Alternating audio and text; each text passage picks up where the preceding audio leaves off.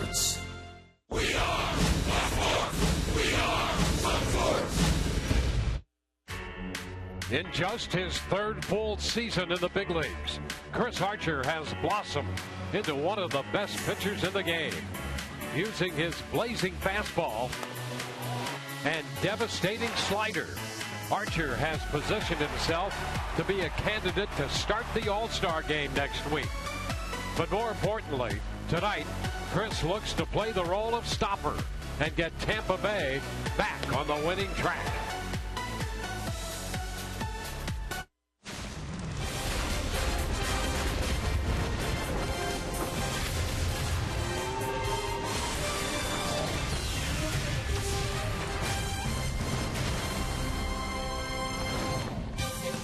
Tonight's Wednesday Showdown.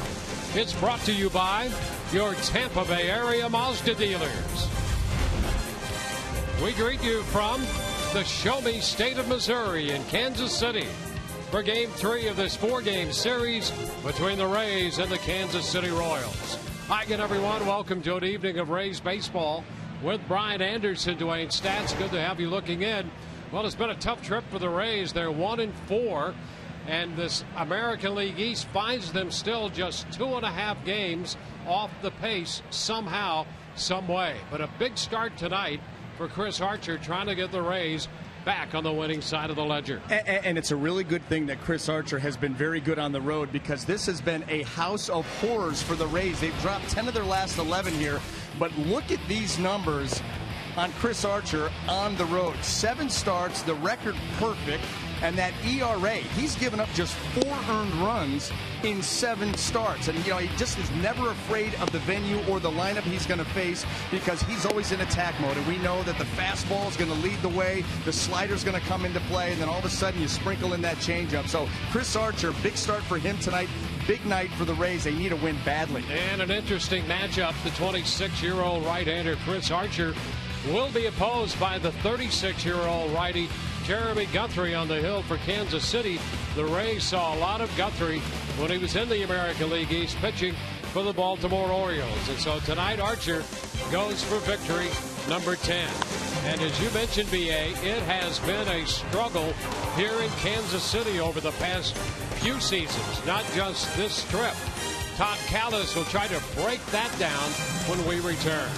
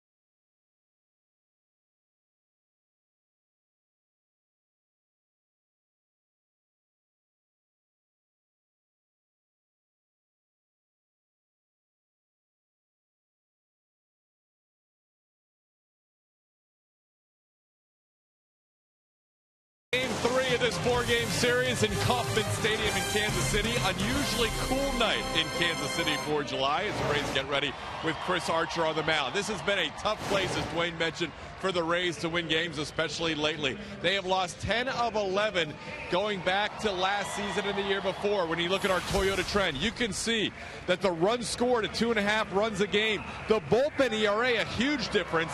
KC's has been lights out while the Rays have struggled. Here's the manager, Kevin Cash, on what to look for when going against Kansas City.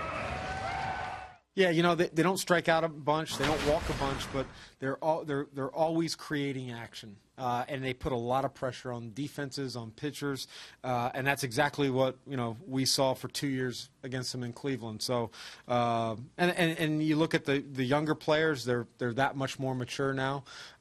So they're a tough team, and as far as their pitching goes, their bullpen's pretty special also. Royals come in with the best record in baseball. Hey, those guys are available to answer your questions. Today's a Web Wednesday. Ask the announcers. Tweet your questions to @SunSportsRays with the hashtag AskRays, or email them to sunsportsrays@gmail.com. Dwayne and BA, and also we can ask the team president, Matt Silverman, any question you like to. We'll talk to him in the top half of the third inning. Ready for baseball in Kansas City, Missouri in just a little over 3 minutes until the first pitch. Chris Archer on the mound for Tampa Bay against Jeremy Guthrie. Enjoy all the action next on Sunsport.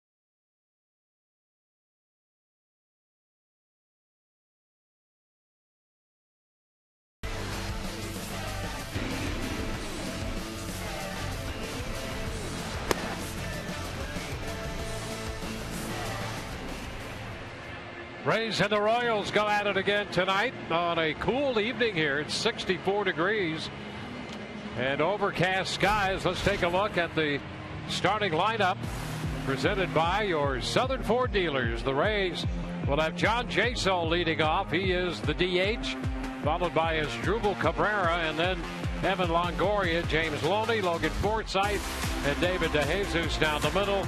Brandon Geyer's in there in right with Kevin Kiermaier in center. Rene Rivera hits ninth and will do the catching.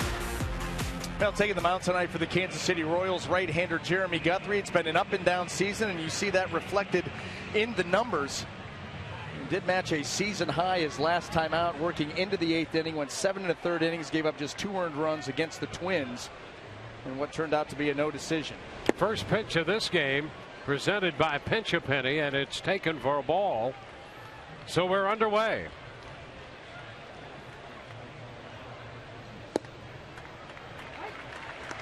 One and one.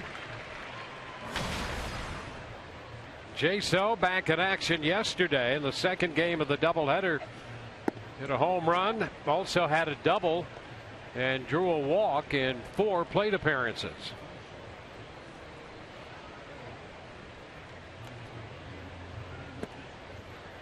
And he's ahead in the count here to Guthrie, 3-1. This is why John Jaso up in the leadoff spot. He will work in at bat. Not your typical leadoff hitter with, you think about speed, but good all around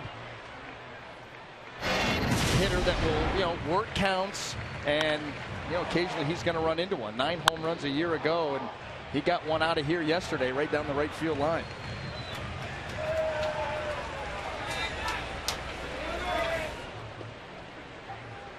Full count against Guthrie.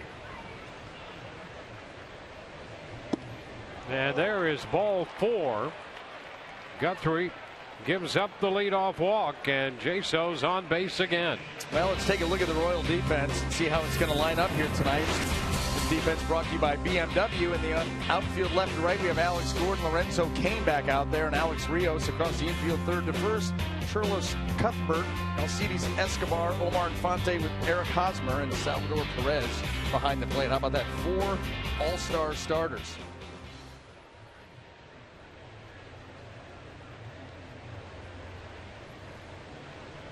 Here's Asdrubal Cabrera, who is 9 for 30 in his career against Guthrie, and he comes out swinging.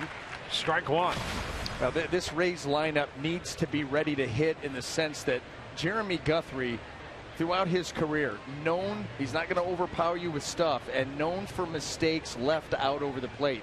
So when you get those hittable pitches, you've got to be ready to tear into them. 1 ball, 1 strike. 36-year-old right-hander out of Stanford.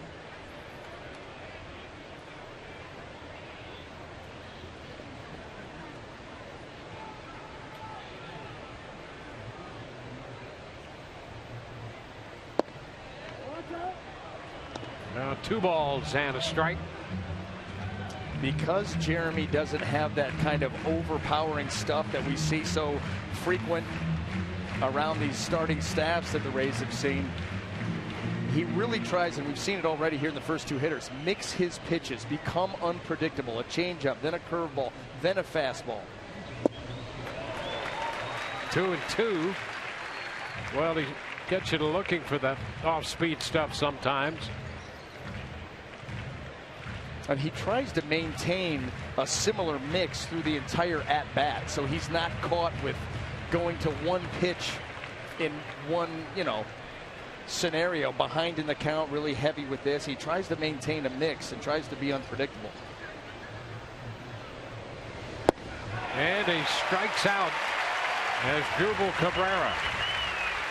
Boy, he reached back there, 94 miles an hour, Jeremy Guthrie, and he put it in a great spot. That was actually off the plate away, but looking to protect Cabrera's swings. So 1 out with Jaso at first for Evan Longoria, the GMC matchup. Longoria hitting .295 against Guthrie throughout his career, 13 of 44 with a couple home runs.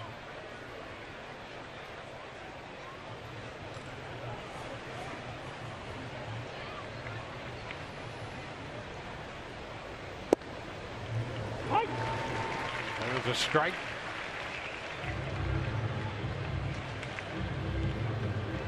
Guthrie was a 13-game winner last year. He's about on the same pace.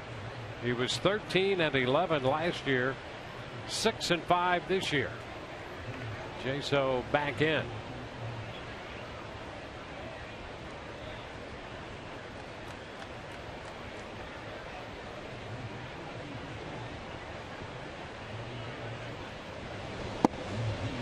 That'll be a strike. Evan down 0-2.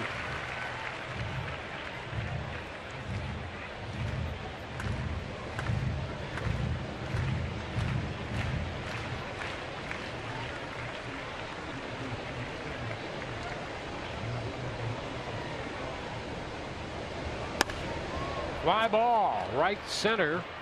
Rios angling to his right, and he makes the catch.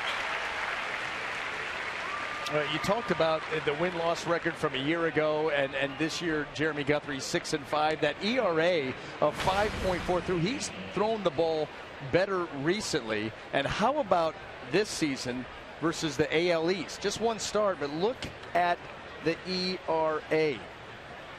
That was a start against the New York Yankees where Jeremy Guthrie went 1 inning and gave up 11 earned runs. That'll skew the ERA a bit. That'll ruin your year.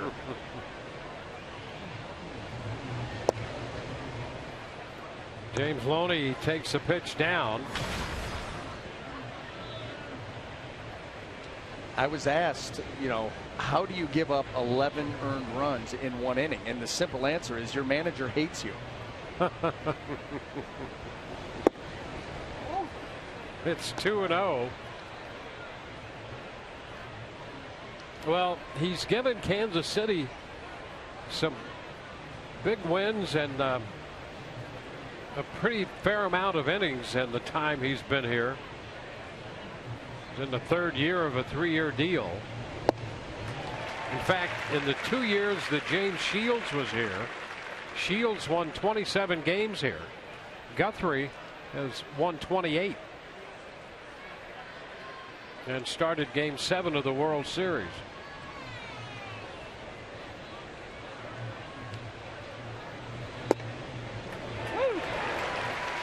Two and two. And this is what he can do when he's on. Jeremy Guthrie is a veteran. He's been around for a while.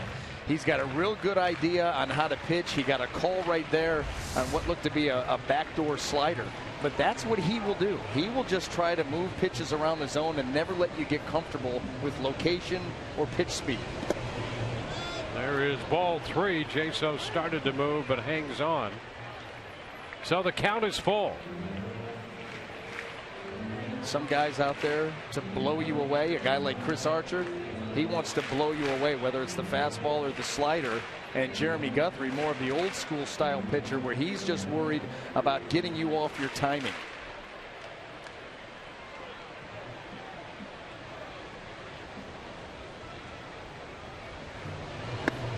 And that will be ball 4. So a couple walks. Loney heads to first. Jaso moves into second. And Logan Forsythe will get a chance here in the first. Well, the Rays jumped out in front in both games yesterday, but for the 2 games in that doubleheader, they were 1 of 18 with men in scoring position. The 10 strikeouts is what jumps out. 1 for 18, horrible. But 10 strikeouts, you're not even giving yourself a chance. A blue, something to fall in. They make an error. Anything. 10 strikeouts, you just unacceptable. Logan Forsythe takes the pitch wide. 281 for Forsythe with 34 runs batted in.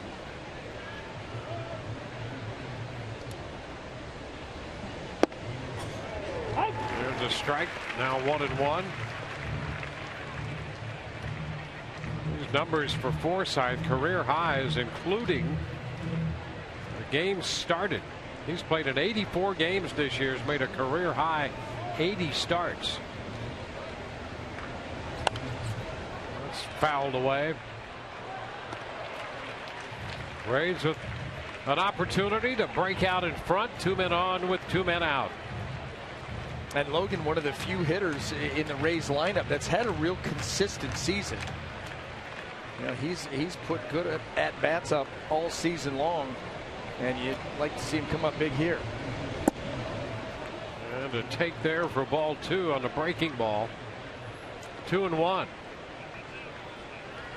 Well, a key spot already in the top of the first as the Rays try to grab some momentum in this game right from the very beginning. Lifted to the right side. That's foul and headed out of play.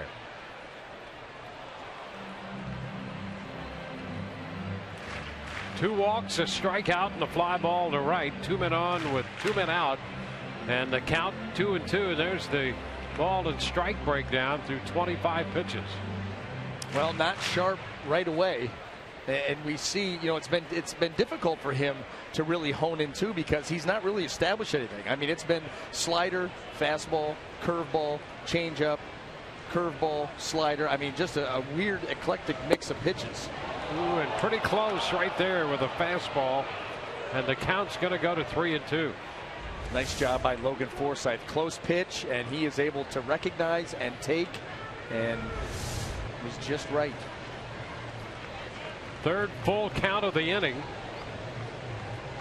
Runners will go, and a foul ball, just a piece of that fastball to stay alive. And you hope that that's the one that comes back to haunt him, because they had it here, foul tip, and it's just off the webbing at the end of that catcher's mitt. Cannot secure it.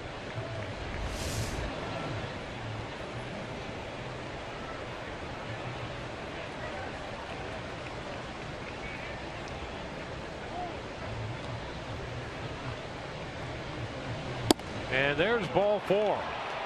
So Guthrie, missing wide that time, has walked the bases loaded.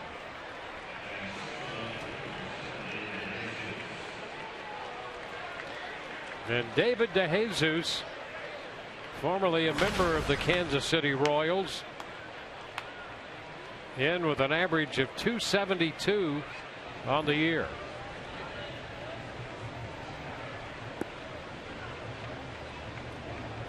One well-placed hit, you got a chance for a big inning. Everybody will be running on contact with 2 outs.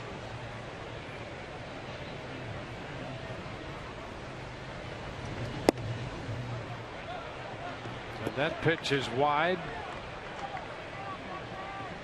When you come in a lot of times and there's really no rhyme or reason to your sequencing, and it's just a set of random pitches, it's tough to have command.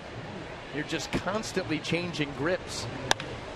Line drive into right field, but Rios is there, and he makes the catch. DeJesus hit it on a line, but Rios made the catch.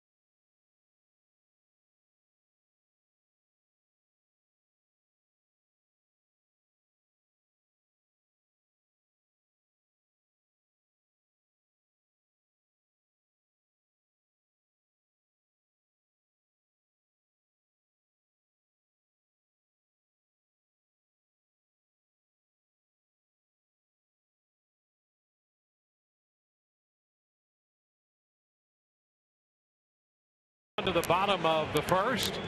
Lined up for the Royals, presented by your Southern Ford dealers. Alcides Escobar leads it off, then Alex Gordon and Lorenzo Cain in the lineup tonight after missing both games of the doubleheader. Eric Hosmer is at first. Kendrys Morales, the DH. Salvador Perez catches. Omar Infante, the second baseman, hits seventh. Alex Rios, eighth in right. Cheslor Cuthbert at third, hitting ninth. Well, taking the mound tonight for the Tampa Bay Rays, their all-star right-hander Chris Archer making his 19th start of the season, looking to get into double digits in the win column. All the other numbers across the board, tremendous. And the first pitch from Chris Archer, a fastball for ball one. Escobar hitting .282. He looks at a strike. It's 1-1. Escobar, a big hit in the sixth inning of the second game of the doubleheader last night, when he doubled with the bases loaded, making it a 4-1 game.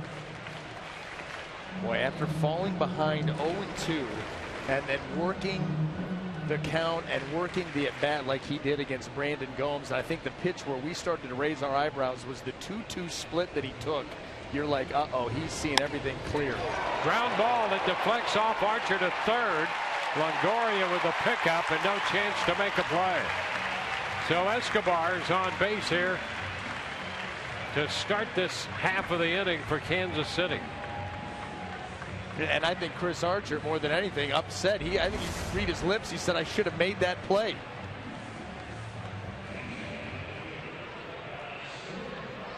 He's got a chance to. Hard hit one hopper, but it gets by the glove and off the leg.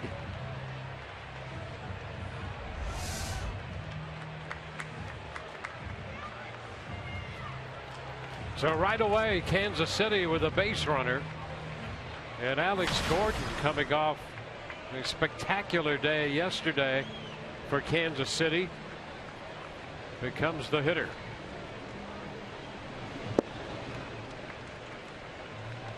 One ball, no strikes.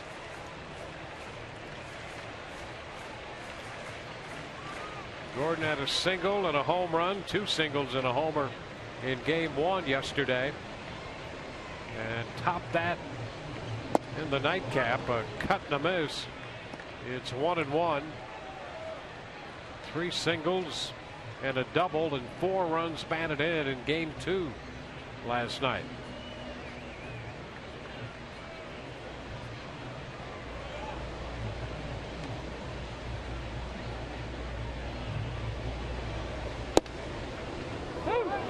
Strike two on the fastball in the mid-90s. And there's not much you're going to be able to do with that pitch. Look at the location at the top of the strike zone and in. Very difficult with that kind of velocity to be able to get the head out unless you're cheating. And Gordon, to this point, had not been.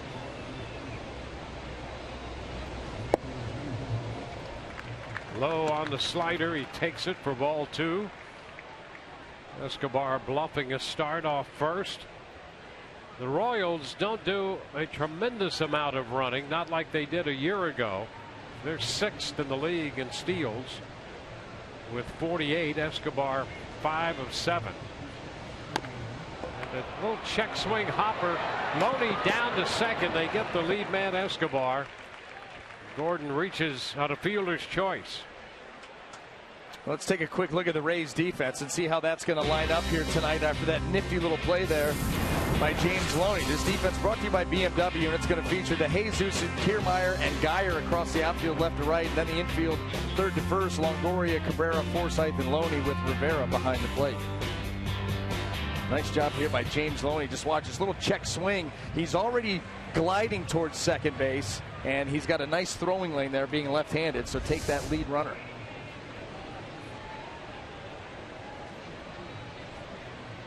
Now Lorenzo Cain. He's hitting .305, 6th in the league, and there's a cut and a miss at a slider.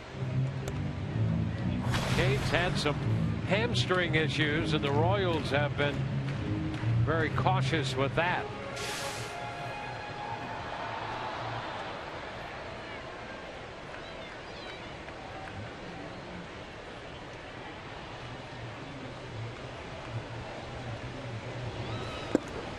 What a pick right there by Rivera. 1-1. And you don't have a whole lot of time to react. Think about the potential of a base runner getting into scoring position. This ball was at 96. Fastball, you're not expecting this, but look at the nifty backhand right there. That's one thing the Rays will do, is flash the leather.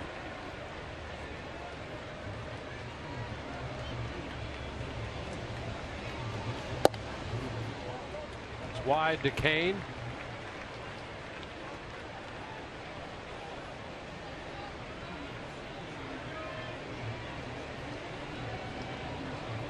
Kansas City had a couple of walk-off wins against Minnesota in the just completed series.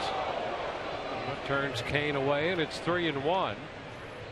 Kane scored the winning run Friday in a walk-off, and again on Sunday. And then Minnesota just went, I don't think they were real appreciative of that, because they just went and swept Baltimore, took it out on them. 3-1, and it's skied to center. Kiermaier to his left makes the play on that one. 2 gone.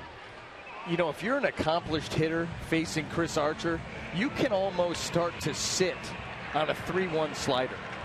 And we see it all the time now. I mean, all the time. And that's exactly what Lorenzo Cain got right there, a 3-1 slider. And it resulted in a weak pop-up out there to Kiermaier.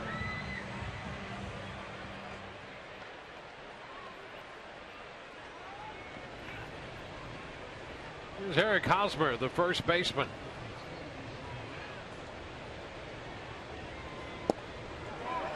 Hosmer did go on the appeal. Tim Timmons down at third, says he offered.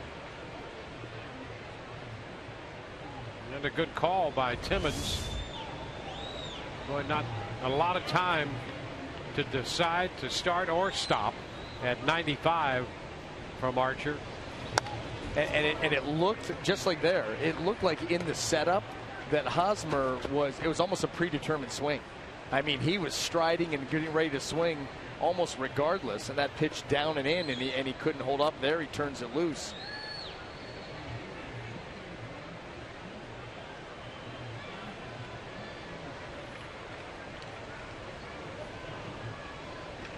Here's the 0-2. And he just missed with that one, a slider. 1 ball, 2 strikes. But you're right. On a night like tonight, when you're going to face Archer, you got to go for the good stuff, the good coffee, because the neurons need to be firing like right now.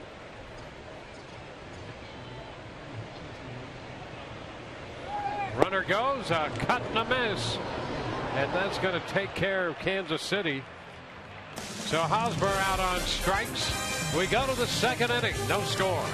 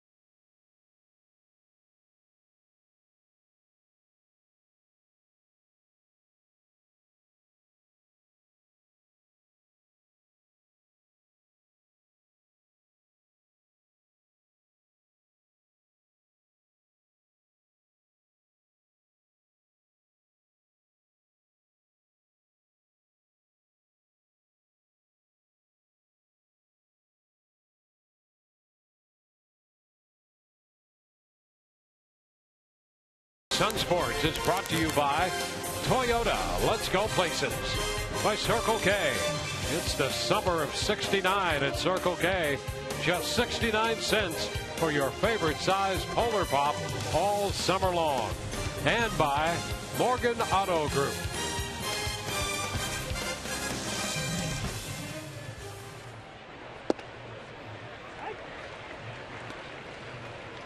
Brandon Geyer takes a strike. Second inning is underway.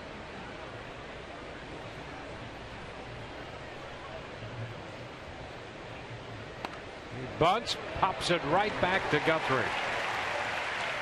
One away on the bunt attempt.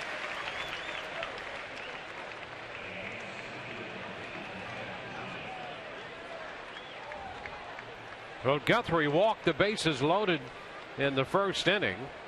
And then David DeJesus hit a solid line drive to right, but directly to Rios out there. Now it's Kevin Kiermaier.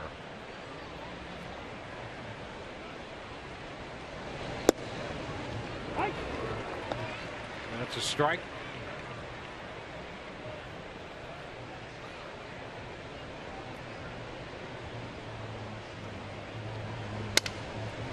Broken bat and a foul ball. That takes the count to 0-2. Well, the Rays now 1 of 19 in this series with men in scoring position after leaving the bases loaded in the top of the first. That's a stat that just continually boggles the mind, because this team has given themselves plenty of opportunities, but as a general rule, not as bad as 1 out of 19, but they have not been good in that category. Seems like forever. And, well, that dates back into last year. They managed to get a pretty fair share of runners on last year and in scoring position, couldn't get them home. You start to look around the league at the number of at-bats that you get in those situations, and the Rays have nothing to be ashamed of. They give themselves the chance. But boy, oh boy, and you got to feel at this point, a lot of it is mental. Well, it's tough enough to hit. If you put a little added pressure on yourself, that doesn't make it any easier. But look at this. Here the Rays have lost 9 of 10. And they're right now 2.5 games out of first. Looper into center, and that's going to be caught by Kane. Kane, who covers all kinds of ground, stalking that one, comes in to make the grab. Stalking is a great word. Kevin Kiermaier right around the third base. You know, Kevin Kiermaier, his legs are so fast. You know, you see him running with his speed. Watch Kane long stride this thing in there. I mean, he's got a long gait, and he covers a ton of ground and makes a heck of a play on his counterpart. They talk about how great the pitching is for Kansas City, and it is. But the defense behind it, as the Rays well know, will improve that pitching even more and make it better. And we just saw an example of it right there on a fine catch by Kane in center. And apparently that hamstring feeling pretty good today. Yeah, that's been around a little issue right at the end of last month. Rays didn't see him in the first 2 of this game because of that, of this series. Rivera's out, third to first, 3 up, 3 down. Here's another look at the defensive handiwork of Kane in center.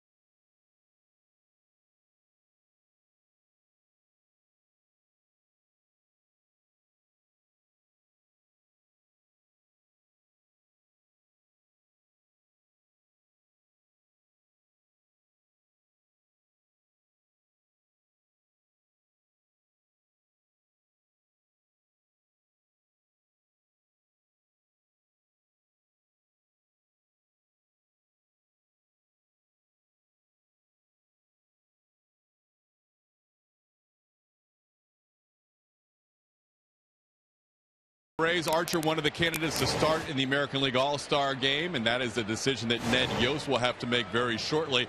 Yost said before the game he would see enough of Chris Archer if he saw him for 4 innings tonight. He actually said the same thing similarly about Dallas Keuchel recently, and Keuchel went 8 innings against Kansas City. I'm sure the Rays would take the same, but it will be a tough choice, guys, no matter what, for who starts for the American League on Tuesday night. Kenders Morales sends one back into left field on the first pitch, and David DeJesus puts it away. 1 pitch and 1 out in the second inning, and Todd's right, a tough choice.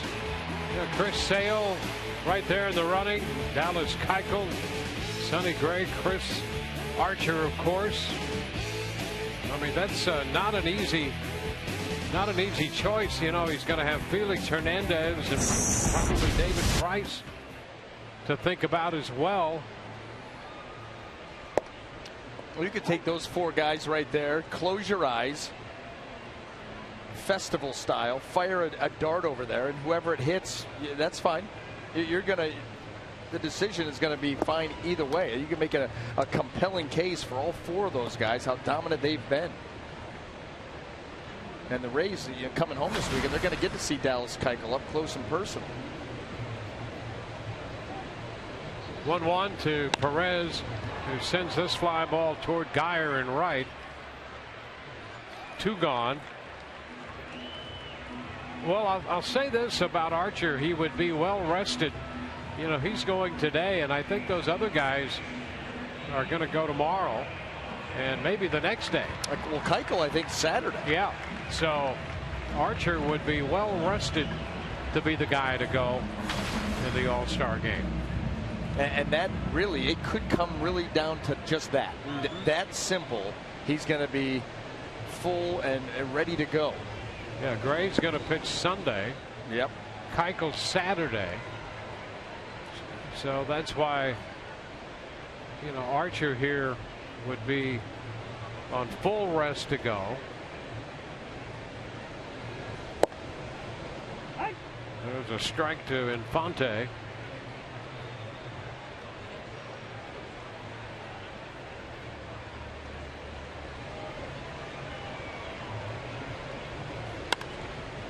Out of play.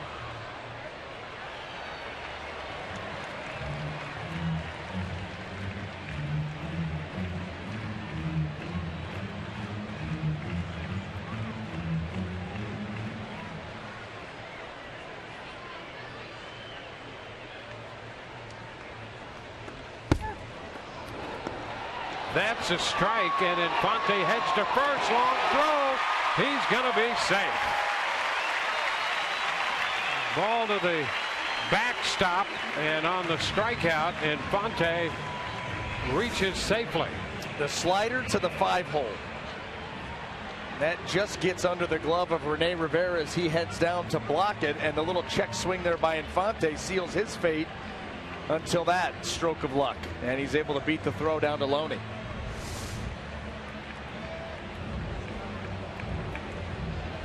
A 2-out base runner.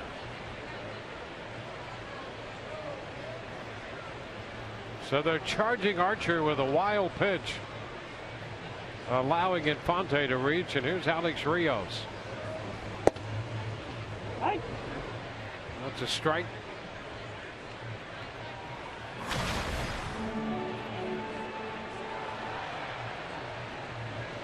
You know, both Felix Hernandez and David Price are pitching tomorrow.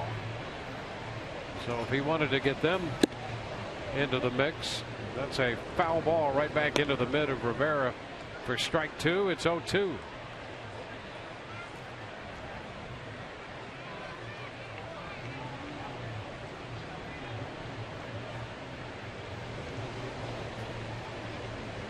Well, what would you do with a pitching staff like that? Win, probably. The championship. Yeah.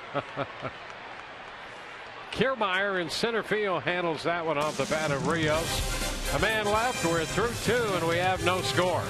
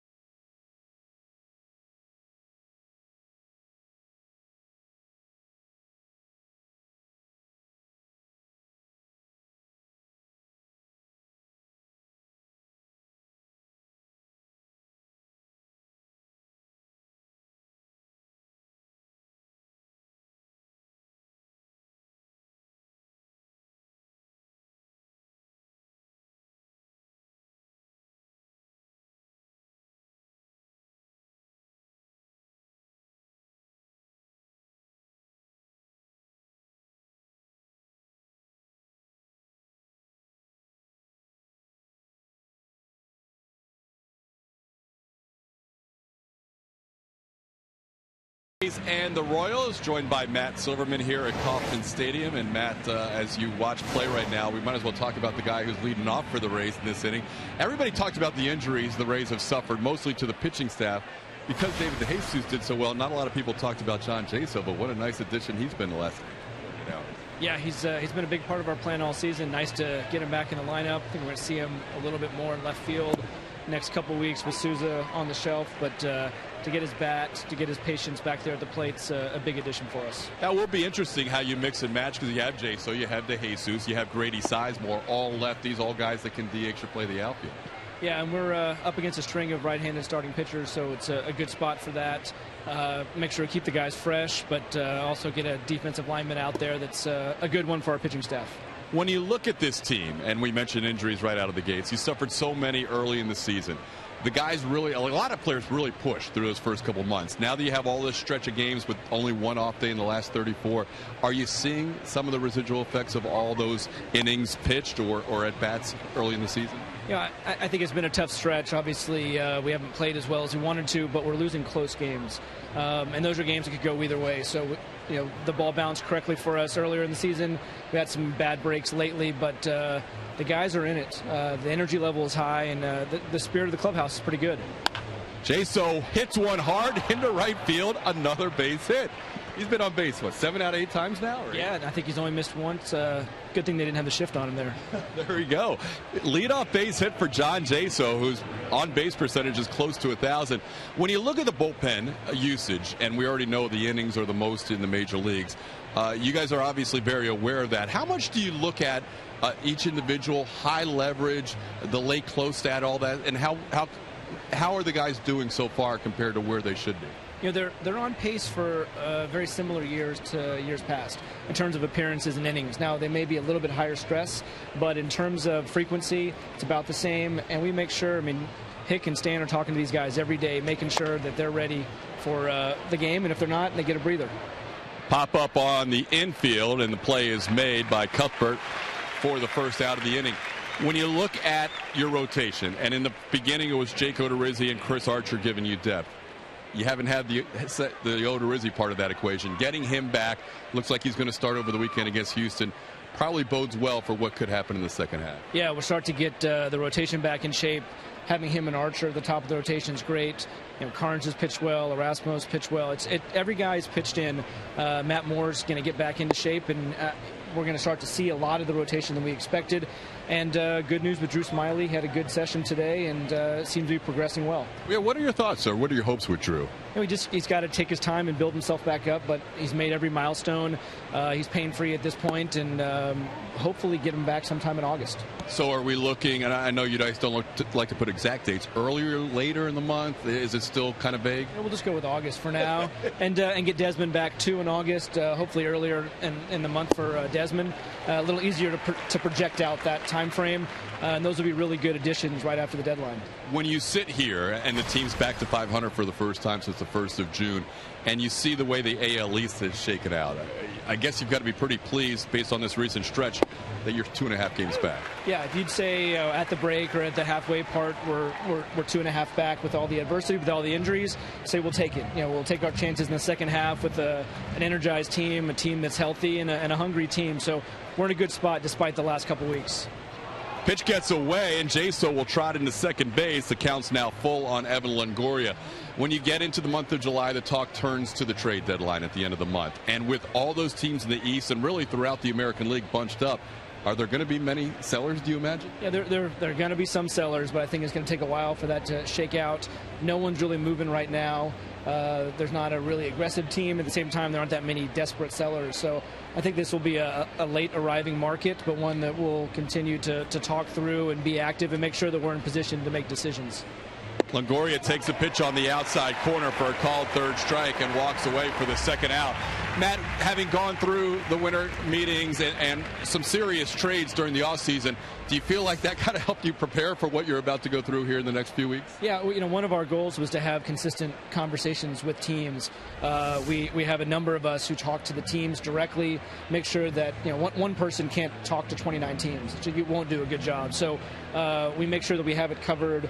We went through the drills in the offseason. We know everybody, have good conversations, and then you're able to spring into action when necessary. But we want to know what's going on, how the market's shaping up, and make sure that we're in the mix. So based on what you said earlier, right now the talk's a little bit light, just based on the fact that everybody's bunched up? Yeah, it's light. And, for us, we're just waiting for guys to get back from injury to see what we have and see what the squad that we have at that time. But no one seems to be taking any big steps at this point. Well, here's one of the big pieces back of the puzzle. James Loney. Matt, as always, we thank you for the time, and we look forward to what happens leading into the All-Star break and certainly after. Thanks. All right, thanks, Todd. All right, guys, back to you. All right, Todd, good point made about the injuries and the guys coming back from that. An 0-1 pitch to Loney is fouled back 0-2. In a sense, you get those guys back pitching and hitting. You think that for the first time this year, to get everybody healthy, the Rays would be able to completely field the team that they thought they were going to have. And see what they can do. Yeah. And see what they can do. You've been chomping at the bit to put that team together as a whole unit, and we're 3 months plus into the season, and it still hasn't happened. Yeah, we've seen Jaso come back. I mean, here's a guy who I don't think in his wildest dreams when he was injured thought that he would miss essentially over half the season.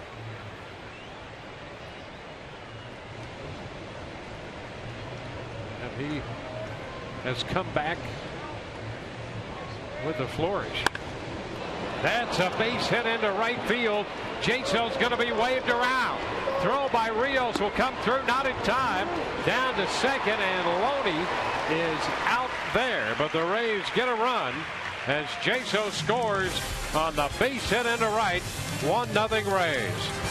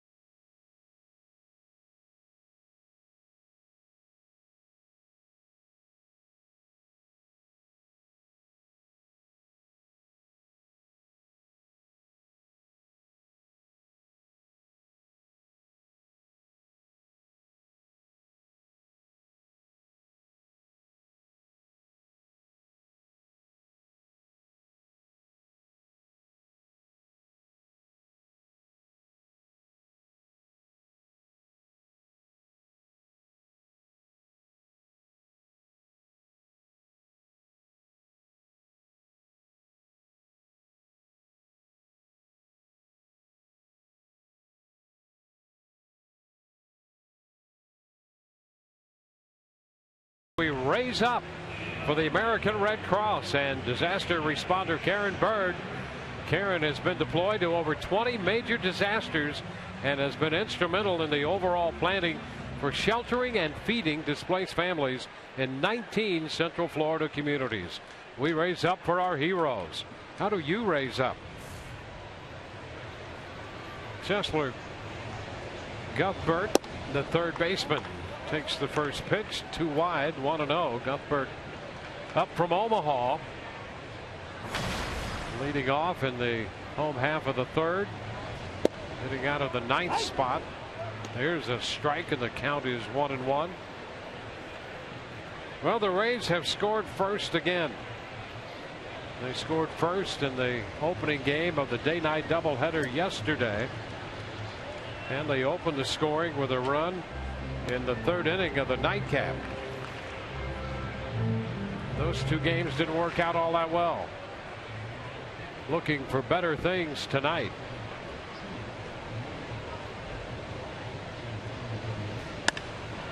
Into right field. Geyer will go back to make the catch. That's the first out. Well, these are always important innings, and it's something that the Rays have struggled with here in this series. It's when they've scored, they've immediately allowed the Royals to answer. You talked about shutdown innings. You score a run, you go have your pitcher go out there, throw up a zero, get the offense another crack, and something that important here for Chris Archer. Alcides Escobar had a base hit his first time. There's a strike. He takes the slider out there. Escobar, for almost a month now, has been pushing the 350 mark and has himself another hit. 2 for 2 tonight. He has both hits surrendered by Archer. The first one was right back off Archer's leg. Well, this is a case of a good slider to start him off right on the outside corner, knee high. He comes right back with that pitch and leaves this one out over the plate. And Escobar is able to exploit it for a single. I mean, he's just worn out the Rays pitching. We mentioned for about a month he's hit close to 350, and he's hitting close to that against the Rays in his young career. Now Alex Gordon.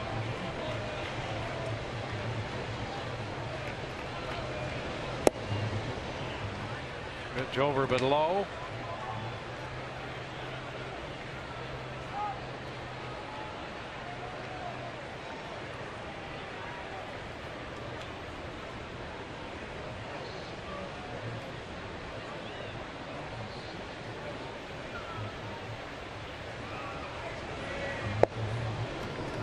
One and one. Kansas City putting men on base in each of the first 3 innings. Leaving one in the first and another one in the second. 1 on, 1 out in the third. And that's something that, you know, Chris Archer, his numbers, you talk about the ones that are obvious, but those are the situations that he pitches better and better in. You know, runners on base, he starts to tighten it up. Runners in scoring position, he's even a little bit better. He knows how to make big pitches when needed. Runner breaks, a swing and a miss. Throw down is going to be in time. Beautiful throw right on the money from Rivera to cut down Escobar. Cabrera putting the tag on him. And Rivera continues to throw extremely well. Well, he comes out quickly. Great release, but how about the accuracy right into the glove of Asdrubal Cabrera? I mean, look at this. You talk about a dart on the money. A perfect peg from Rivera. He's thrown out 10 of the last 17 attempted base stealers against the Rays. 10 of his last 17. And that makes him 16 of the last 30 attempts with him behind the plate. If you're a pitcher and you give him half a chance, if you've got a decent time to home plate, he's going to get you. I mean, you have a catcher throwing out more than half the runners trying to steal, and that's what he's done in that longer stretch. That's exceptional. And he's always ready for the stolen base. You know, this Rays pitching staff has the lowest batting average against them in Major League Baseball. And Archer loses Gordon right there. So you know what teams do? They just can't, you know, piece together these innings of 3 or 4 hits. So you've got to push the envelope. You've got to try to run on this staff. And so the catchers know it's coming. The pitchers give them a little bit of help, and they gun them down.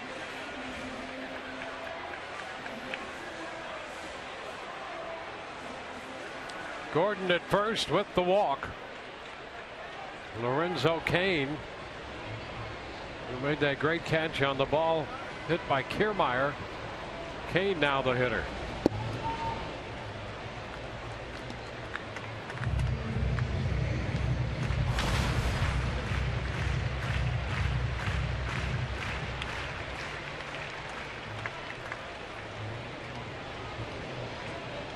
Cain, 29 years old, out of Valdosta, Georgia.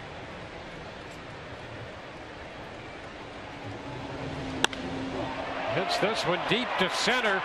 Kiermaier's going to go to the wall, and it's gone.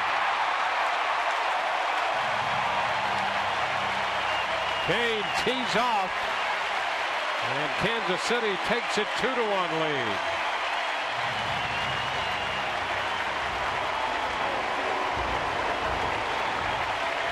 Now this Kansas City team, they do not hit many home runs as a squad, but Lorenzo Cain got a breaking ball here, and watch the finish extension. This ball stays out over the plate, not much depth or break to it, and Lorenzo Cain with that finish gets just enough to get it out to center field.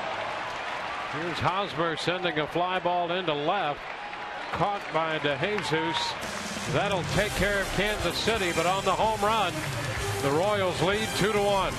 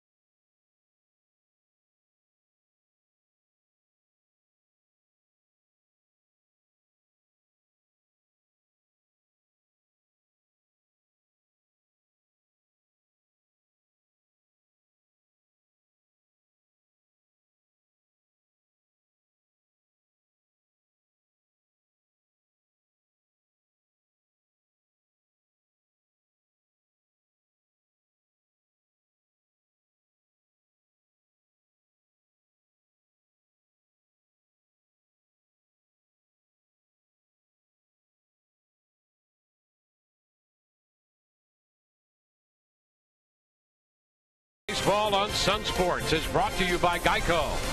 15 minutes could save you 15% or more on car insurance. By your Tampa Bay Mazda dealers. And by Checkers. Mix and match our famous Big Buford and Big Chicken Deluxe. Get 2 for $5. Braves led by 1. They now trail by 1. 2-1 as we go to the 4th. Here's Logan Forsythe. He takes a first pitch strike.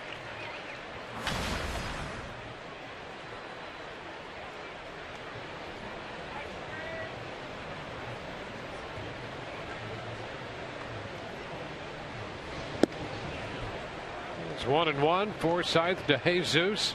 Then Geyer coming up against Guthrie.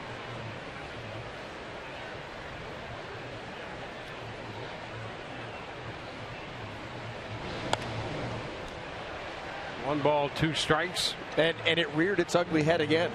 Talked about a shutdown inning after scoring a run in the top half of the 3rd. And what do the Royals do? What they've done this entire series. Rays score, they answer. And this time they answer the Rays +1.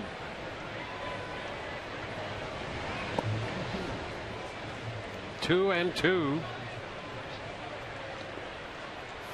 I was just thinking about the deal that Kansas City made with Milwaukee to get Kane, because they also got Escobar in the deal. High popper. Perez will run out of room. And they also got Odorizzi in that deal. How about that? That's a haul of great young talent right there. No doubt. No doubt. You're starting shortstop. You're starting center fielder. And a starting pitcher that's now with the Rays, obviously, who's made the jump this year and become a real, very, very good starter. That was the Zach Greinke deal. So they gave up a lot for that, but boy, did they get some great young talent.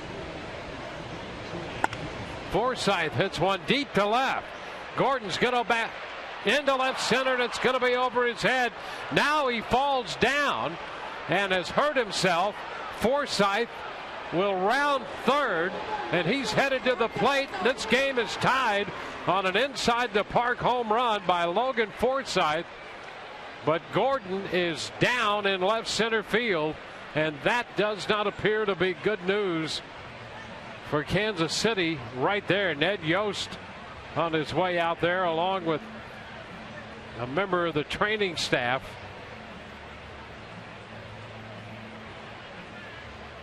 It appeared that Forsythe for sure had a double, and when Gordon sustained the injury, Forsythe circles the bases.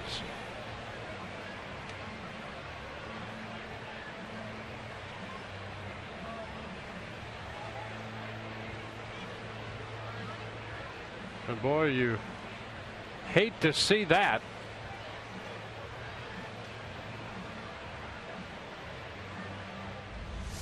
He was approaching the wall. Let's take a look and see what we can pick up on the replay.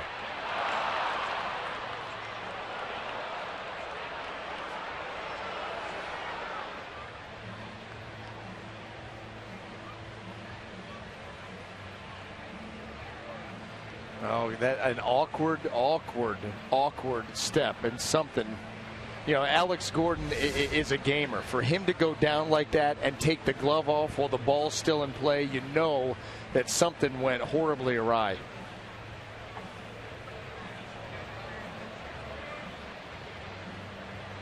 Well, it was a few years ago. You know, he had a tear in his right hip. He's had a couple issues with that in his career, and it's hard to determine here the nature of this, but it was awkward, headed to the wall, and that knee appeared to go in a couple directions. And that's exactly right. The last two steps awkward, and you know, again, you're right. You don't know exactly what it is, but you know the type of player that it is, and you know that he's not going to give up on a play unless he is just immobilized, and this right here speaks to that.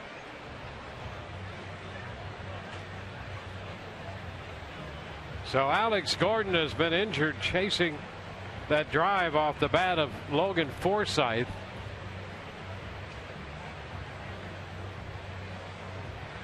And the look of concern on everybody's face here in Kansas City.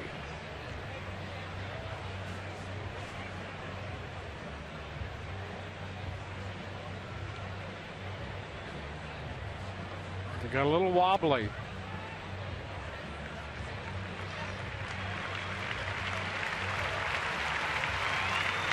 He's being helped now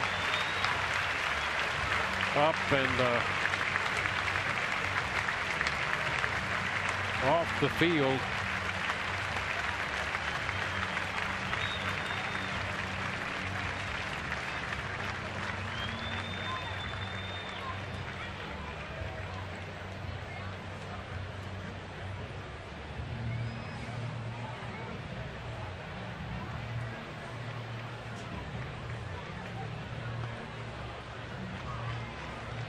Well, and at this point,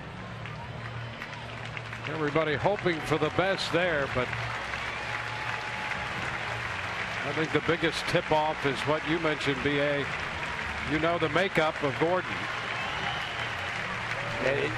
If at all possible for him to go, he's going to go. He's not going to quit on a play while that ball's rolling around behind him and the guy's circling the bases.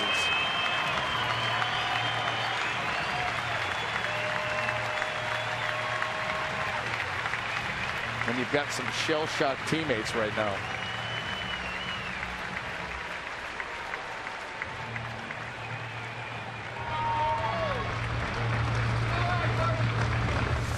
Here's one more look as he approaches the wall. You kind of see that left foot roll a little bit, and the step gets awkward, and you see when he flips that glove off and didn't move from that position.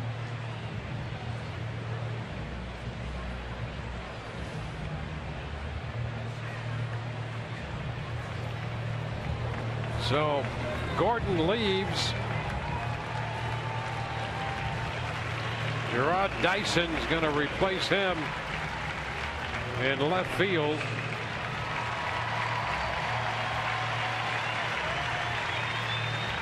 And this game suddenly is tied at 2-2. Logan Forsythe getting an inside the park home run on what appeared to be headed for a double. But because of the injury to Gordon, Forsythe was able to circle the bases.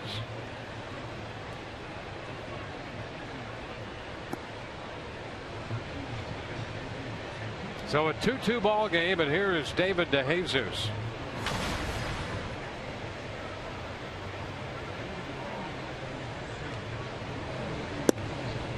The pitch is a strike.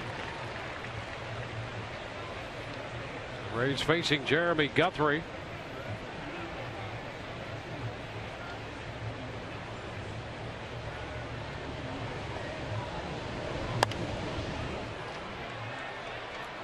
It's out of play. 0-2. Rays got a run in the first, driven home, or in the third, the first run of the game, driven home by James Loney. Lorenzo Cain hit the 2-run home run in the bottom of the third, and Logan Forsythe with an inside the park home run here in the fourth has tied it. A ball and 2 strikes.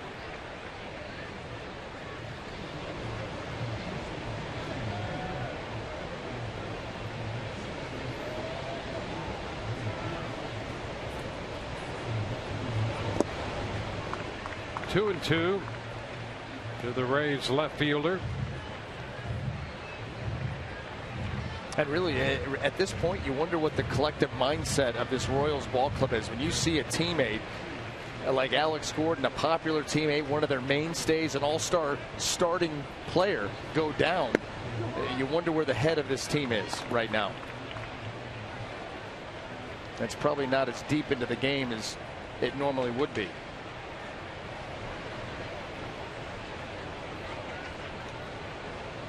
Count has gone to 3-2. And ball 4 sends DeJesus to first. Well, Guthrie walked the bases loaded in the first inning, and now gives up his 4th walk of the night here in the 4th inning. Well, it's been a struggle. It's absolutely been a struggle. You think about last night's game with Edinson Volquez early. Command issues. Rays were not able to capitalize. Here they've got 2 runs and counting, but Guthrie just not locked in quite yet. And the Rays hoping that they can keep him from doing that.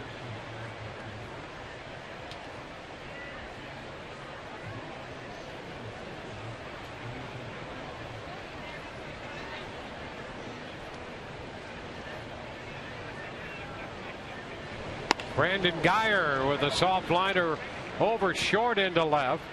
DeJesus makes the turn at second and stops. Guyer with a base hit. So the Rays put 2 men on following the Forsythe inside the park home run. Well, this pitch location missed. Brandon Guyer makes him pay for it. Didn't hit it hard, but he put it in a very good spot. First and second now, nobody out, and a chance to really piece together a nice inning.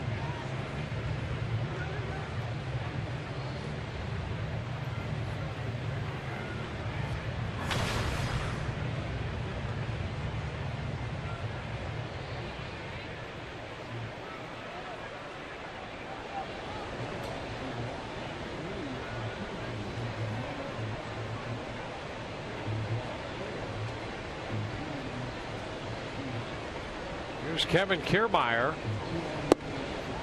The pitch is a strike to Kevin. Kevin had a potential hit taken away back in the second inning on a good play by Lorenzo Cain in center field.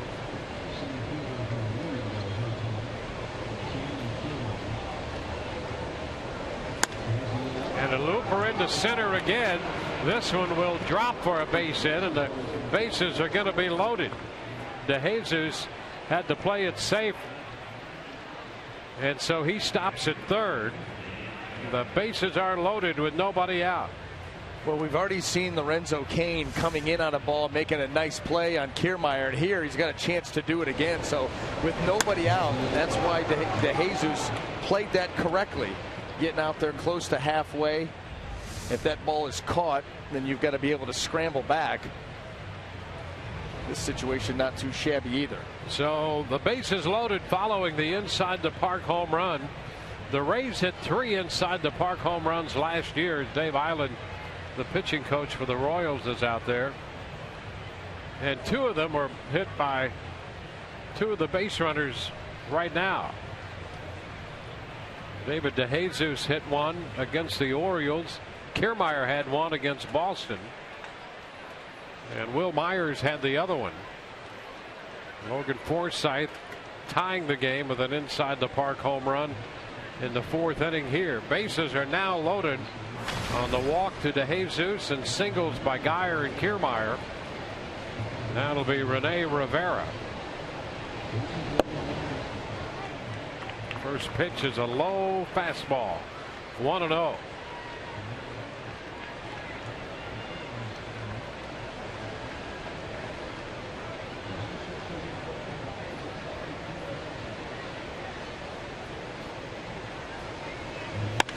Line drive and a base hit into center.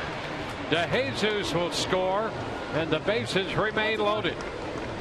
RBI single for Rene Rivera, giving the Rays the lead. Geyer advanced to third, stops there. On this base hit that scores DeJesus. Well, they're taking advantage. We said at the open of the ball game that Jeremy Guthrie, notorious for leaving pitches out over the plate. Now, whether or not you capitalize, that's up to you. The Rays, that's what they're doing right now. And boy, they've got a chance to really get this merry-go-round going. John Jaso in the batter's box. He's come off the DL red hot. Takes the pitch for a strike. Jaso, the DH, has walked and singled. He scored in the 3rd. Into left field. That's Dyson to make the catch. Tagged by Geyer. He heads to the plate, and he is out at the plate. Geyer called out at the plate on the fly ball to left. I'd like to see that again. I mean, it was a nice throw by Dyson in replacing Alex Gordon. Got his momentum moving towards home plate. Here's the throw. Where does the tag get put down? Salvador Perez reaching. Oh, yeah, right before he got to the corner of the plate. That was a nice throw and maybe even a better tag. Well, you've got traffic coming. You got a scoop tag. That is so close. And the Rays, Kevin Cash wanted to take a look, and he's going to head back into the dugout. So a double play cuts down Geyer at the plate. Kiermaier still at second. Rivera at first. And now here's Cabrera. Boy, that was some throw by Dyson, to be sure. One hop and on the money. Hey, how many times do we see outfielders that throws way up the line, offline? And that's exactly what the Royals needed. I mean, it looked like the Rays were just going to keep moving 90 feet at a time and build a big lead, and now you got a chance to get out of this inning. Yeah, and the fact that he just entered the game and then makes a throw like that. Strike the count to Cabrera. Shoulders throbbing right now. Pickoff play at second, and back in safely is Kiermaier.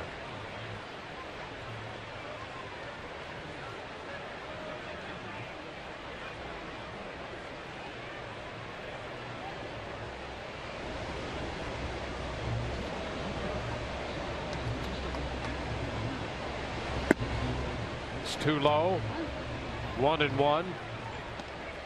And you're right about that being a pick-me-up play for Kansas City after losing Gordon. Things started to drift away from them, and a play like that can make a big difference to change that momentum.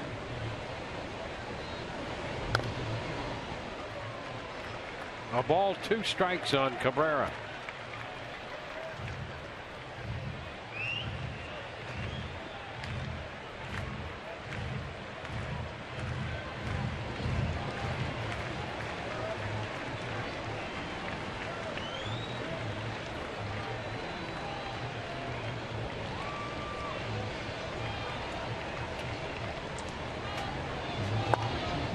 Cabrera fouling that one. Boy, that was a late swing there, waiting and fouling it away to stay alive.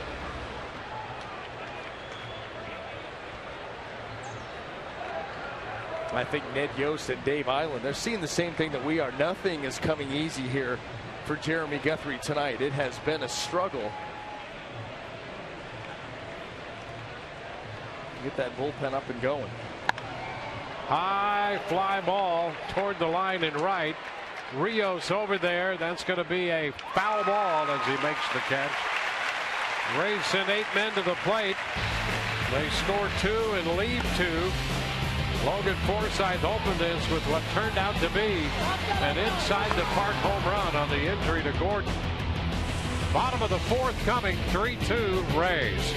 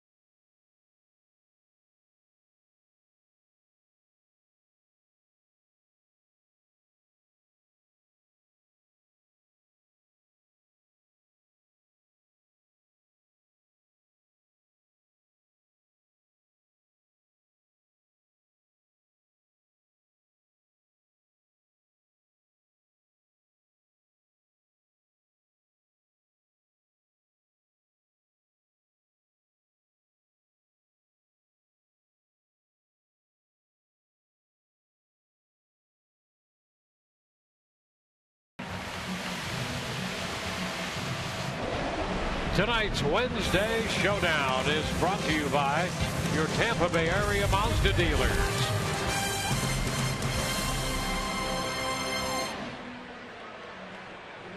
Three to 2, the Rays on top. Chris Archer back to the mound facing Kendrys Morales.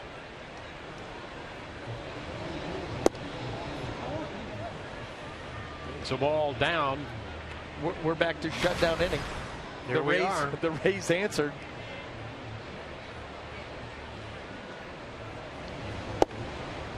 Morales looks at a strike. Morales, Perez, and Infante due up.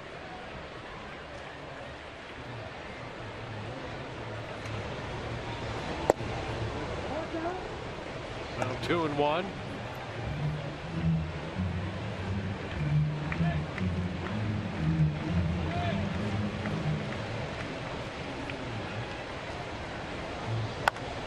Popped up.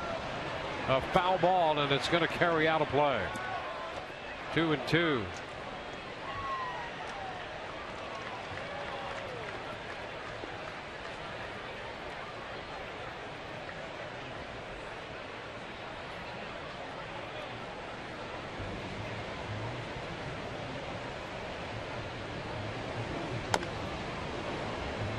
Foul ball to first base side. You know, I may be wrong on this, but Chris Archer, you know, he struggled in that Boston start. Early in the game, early in the count, changeups, a couple of home runs hit off of him. I don't think we saw one his last time out, and I don't think we've seen one here yet tonight. Pitch is fouled back. I think you're right. And you know, it's one of those things where you don't want to completely abandon the pitch because it is a good pitch for Chris Archer when it's used properly. Well, he gave up 3 home runs that night. 2 of them came on changeups. Yeah, that was Sandoval and De Aza. And they were early in the game. They were early in the count. I think Alejandro De Aza was the first pitch of the at-bat. And, you know, at that point we talked about the fact that nothing had been established, so maybe it wasn't the right pitch to go to. And he has just said, you know what, enough of that.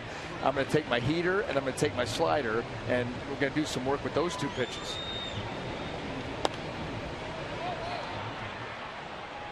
Now Morales extending this at bat to 8 pitches. Fouling off a slider there.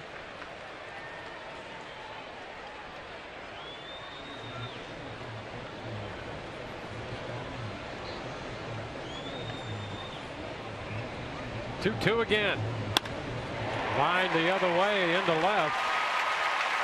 Morales leads off with a single.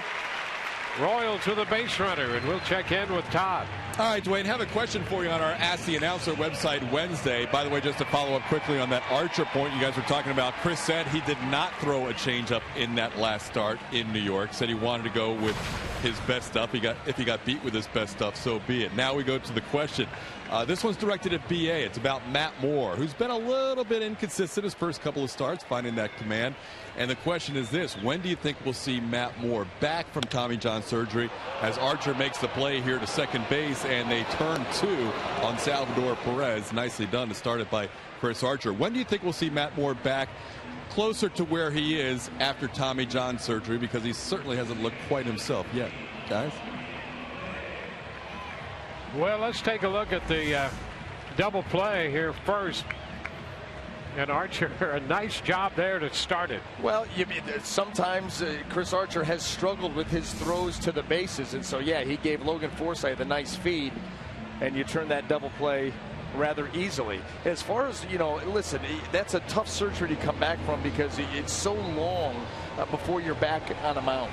And right now, Matt Moore's probably still trying to build some arm strength up.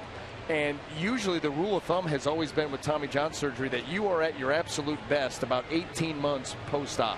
You know, you can be on the mound sooner than that, but most guys will tell you that around that 1.5-year mark is when they feel like themselves again. So it's just going to be a matter of building arm strength and getting comfortable back out there on the mound. He hasn't been out there very much in the last year and some change.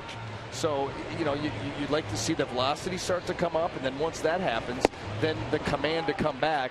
And at that point, he'll be back. Infante could not catch up with that 0-2 fastball. Rays lead 3-2.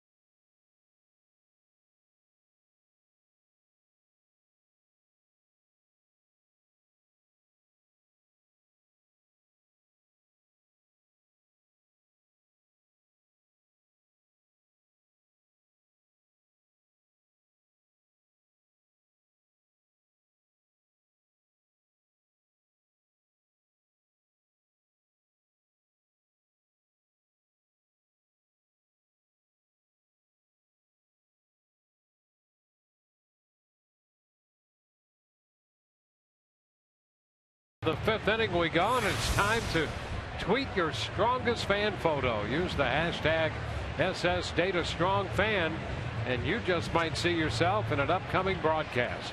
Brought to you by T-Mobile.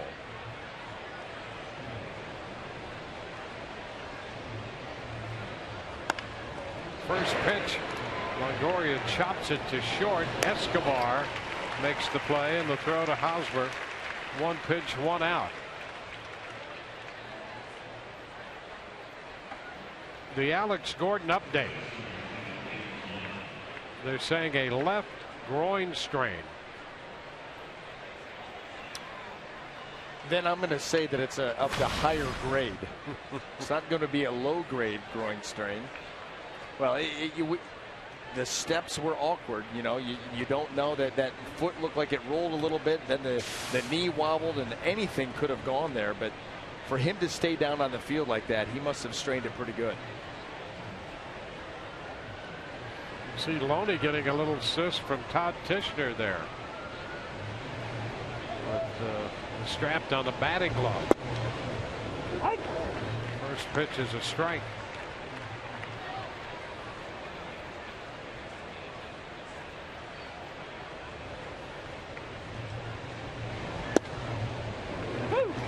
Quickly 0-2.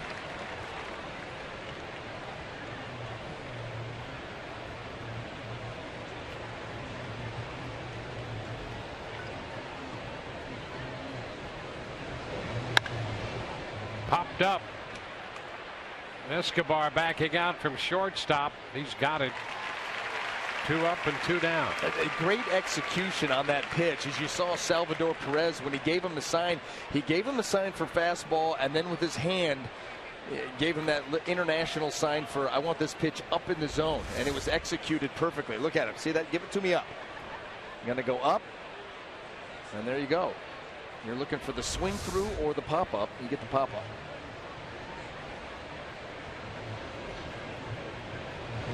Logan Forsythe takes a strike. Well, Logan opened the fourth with the inside the park home run on which Gordon was injured. Lifts this one to right field, and Rios settles under it, and the Rays are down 1-2-3. Bottom of inning 5 coming. It's 3-2 Tampa Bay.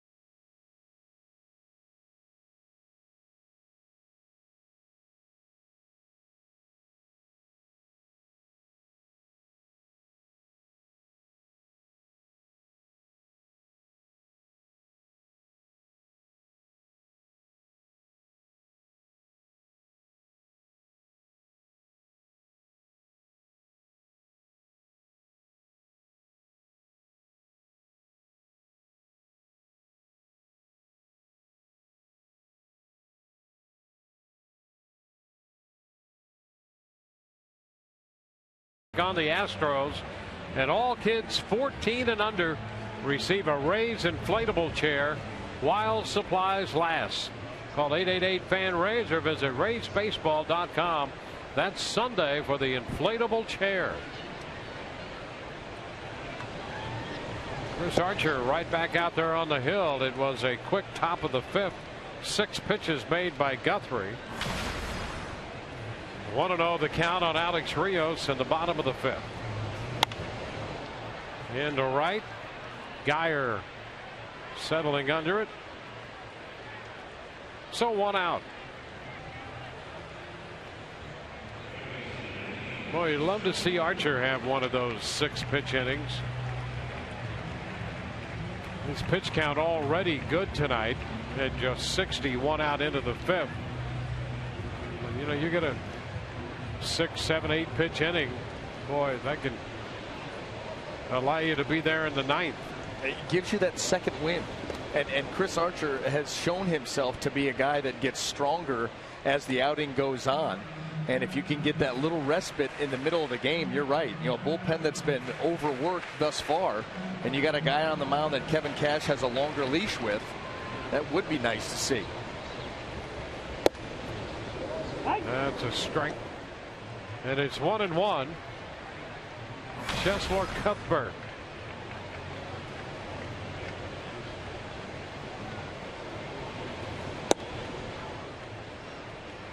Two and one. I think I transposed some letters there in the setting the defense. I think I dropped a churless. Cheslor, churless, little flip flop. Taking a little liberty, that's all. Just make it up as you go along. Oh, there's ball 4. Fastball missed. A 1-out walk. Will be the second walk tonight issued by Archer.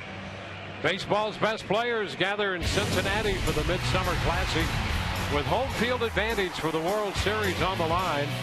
Our coverage of the 2015 MLB All-Star Game begins next Tuesday, July 14th at 7 p.m. Eastern on Fox and streaming live on Fox Sports Go.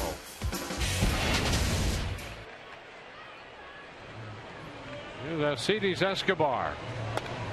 He's after the first pitch. Hunting that first pitch fastball in the mid-90s, and he fouled it back. That's not typically the swing that you see from a leadoff hitter. No, but he is a very aggressive hitter. That's the interesting thing about him.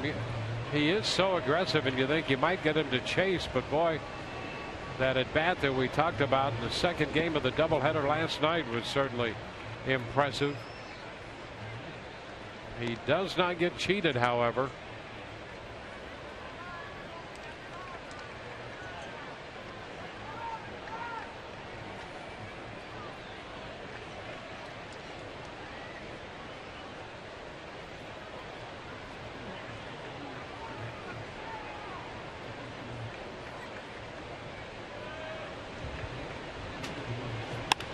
And this one back off Archer.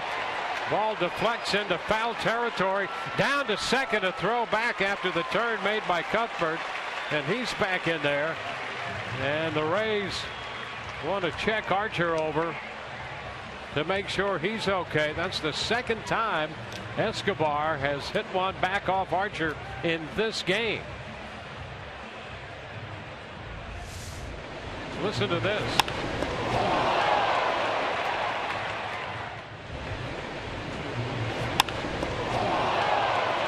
Looked like it was right off the heel of the landing leg, the left leg of Chris Archer. Got it on the inside part, and that ball was hit well.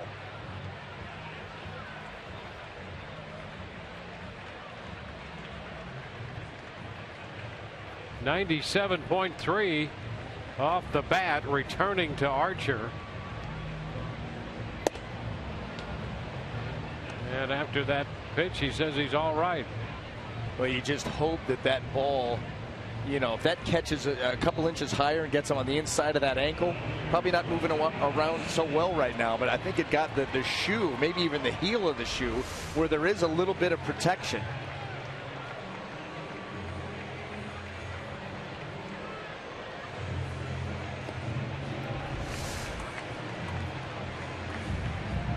Two men on now with 1 out.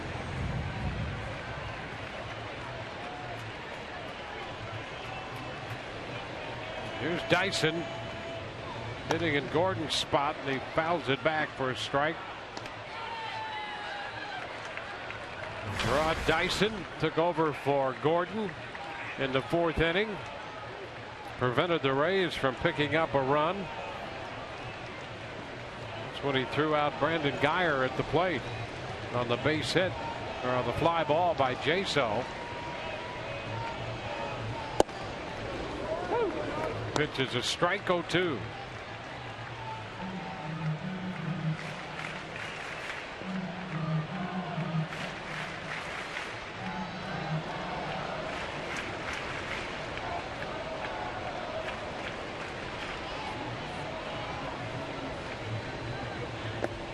And Dyson is out of there, out on strikes. Two gone. Couple of fastballs to get ahead, and then that slider. And the version of that pitch that he throws to the left-handed hitters is the one that gets all the depth. And this one, he's able to drop into the dirt, and Dyson cannot hold up in time. That's a byproduct of having to account for 95 to 97 miles an hour on the heater. 4 strikeouts for Archer. 2 gone in this inning with 2 men on base. And it's Lorenzo Cain who has accounted for the 2 runs on a home run to center in the 3rd. And a ground ball headed toward the middle. Cut off. There will be a throw toward the plate. Relayed by Archer. Safe, the call. That ball cut off by Forsythe. He got it back. An off-balance throw to Archer, who turned and got a quick toss to the plate to Rivera, who tried to get the tag down in time. The call is safe. And the Rays are waiting to see whether they want to challenge. Nice job there by Forsythe to keep that ball in the infield. He throws to Archer, and it really looks like the foot gets to the plate before the tag gets in there. I think they may have gotten, I think this got this call absolutely right. It was close. Archer, he led Rivera well to get out there in front of the plate, but not in time.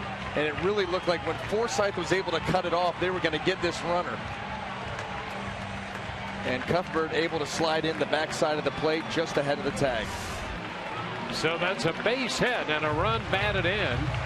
Cain has all 3 runs batted in for Kansas City in this tie game.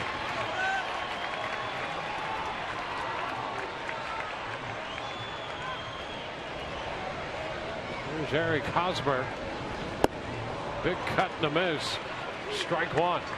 You know what's interesting is when Logan Forsythe was able to get to that ball, everything's happening in front of him, and he sees Cuthbert is not slowing down. And it almost looked like instead of throwing that ball towards home plate, he threw it to Chris Archer. Now, maybe it was just the fact that the throw was a little bit offline. But interesting, because all of a sudden Chris Archer, fly ball short center. That's going to drop for a base hit. Escobar scores, and Kansas City takes a 4-3 lead. Cain stopped at second. Hosmer drives in the run.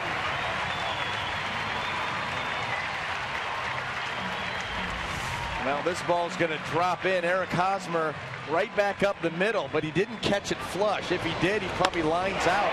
That ball gets in on him a little bit. Not enough air underneath it. Drops in front of Kiermaier. Royals lead. I mean, you think about how the Royals are scoring these 2 runs in the 5th inning. Now the pitch is low to Kendrys Morales. You can't defense the walk. Then Escobar hit the shot off Archer. And after the strikeout of Dyson, Lorenzo Cain got that base hit that eventually was fielded by Forsythe and led to the tying run. And now the looper into center by Hosmer for the go-ahead run. Into center off the bat of Morales. Well hit. It's going to be off the wall. Cain scores. Hosmer's headed to the plate. He will score. Morales hits it off the wall in center. And just like that, it's 6-3 Kansas City.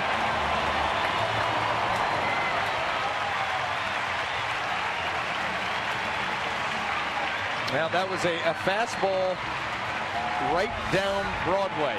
And Kendrys Morales, boy, did he jump into that pitch. Boy, middle, down, and drop the head and let this sail. And you know he hit it well if he gets it over the head of Kevin Kiermaier. Cannot get there in time.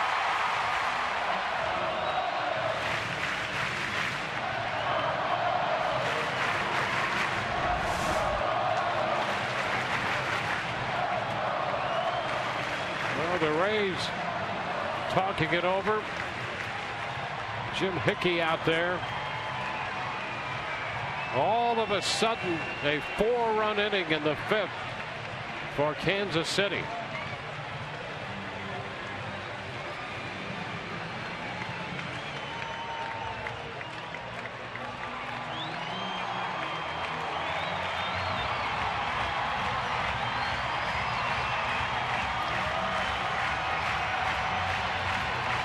Salvador Perez with Morales at second base.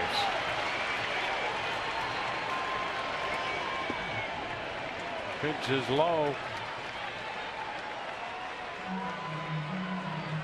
And suddenly it's a 3-run deficit.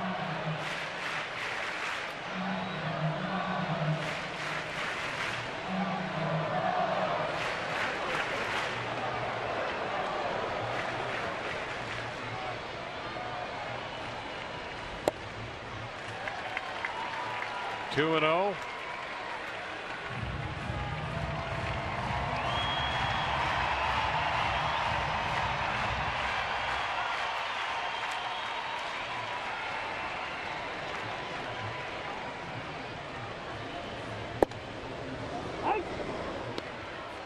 Two and 1.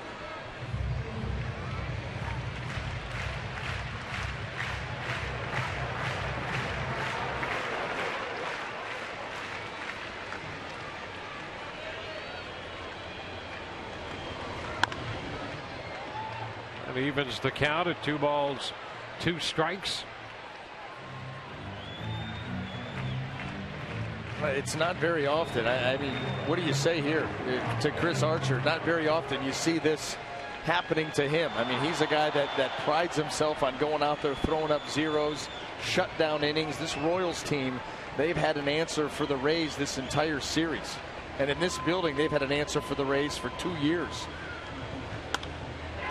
Looper into right. That's going to fall for a base hit. Another run will score. I don't think Brandon Guyer had any idea that Kendrys Morales was on second base. He fielded that ball out in right field as if there was nobody on. That was just like a leadoff single in an inning. Watch Brandon Guyer and his approach to this ball. Just a mental lapse right here. Runner on second, and he's just going to go ahead and field this thing and get it back into the infield like there was nobody on base. And he hit Tim Welke on top of that. You know, we talked earlier about what the collective mindset of this Kansas City Royal team was. Well, maybe we got the team wrong. Well, here's Infante fouling one back. That's a strike. Well, on a night with Archer on the hill, you certainly don't expect this. A 5-run 5th for Kansas City. Yeah, that play so uncharacteristic of this team and uncharacteristic of Brandon Guyer. This is a guy who's always on point into the game, but just a little bit of a mental lapse right there, and that's the way it's been going for this team, man. Yeah, because Morales does not run well at all. No. So you're going to come up with that thinking about a play at the plate. Yes. If he's going to try to score. Absolutely. And Infante could not check. The 9th man of the inning is out on strikes. A 5-run frame, 7-3 Kansas City.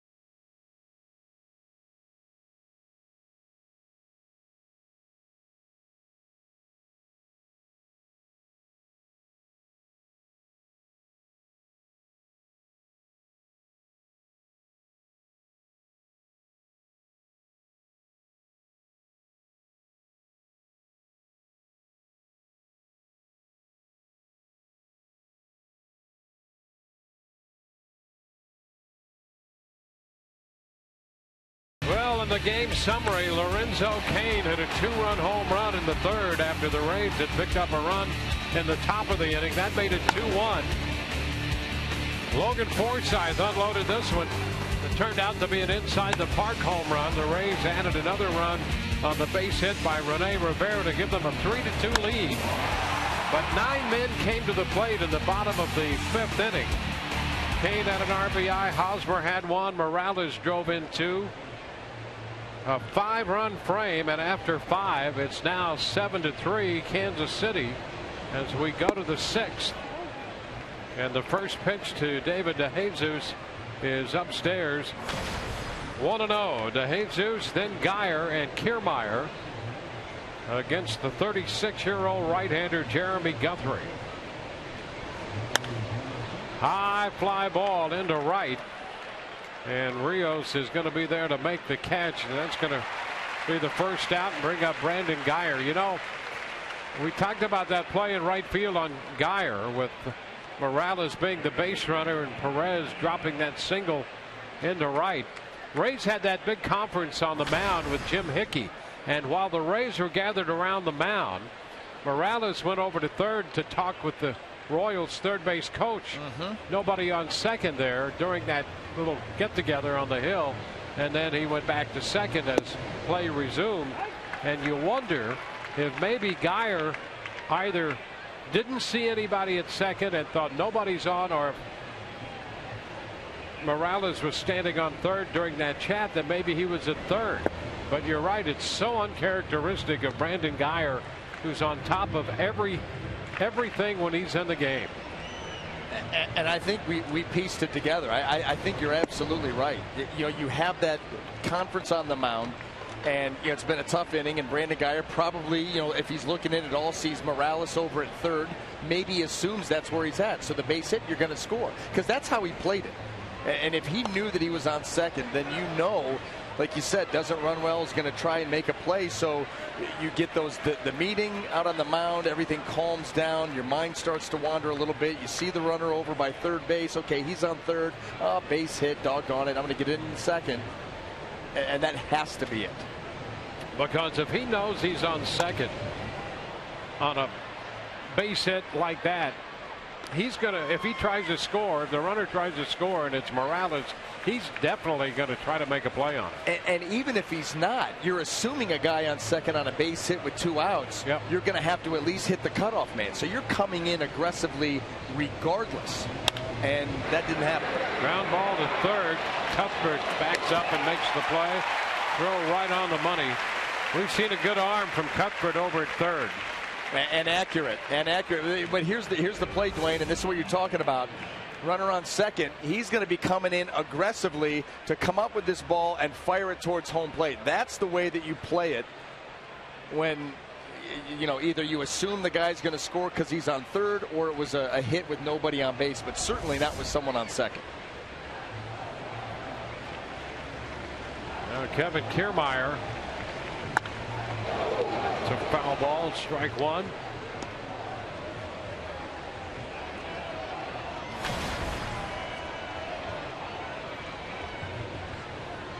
Kansas City with 7 runs, 9 hits. The Rays have 3 runs, 6 hits, and Kiermaier's behind in the count 0-2.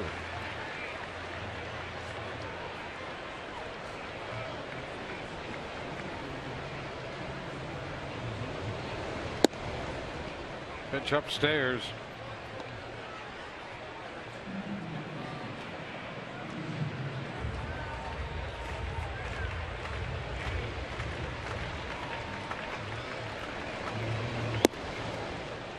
Two and two.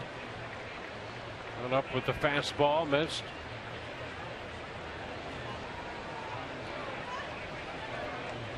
This may be where you see the slow curve. Try to drop it right on top of the plate, just behind it. And a cut and a miss. Got him with a fastball. 1, 2, 3. 8 in a row, retired by Guthrie.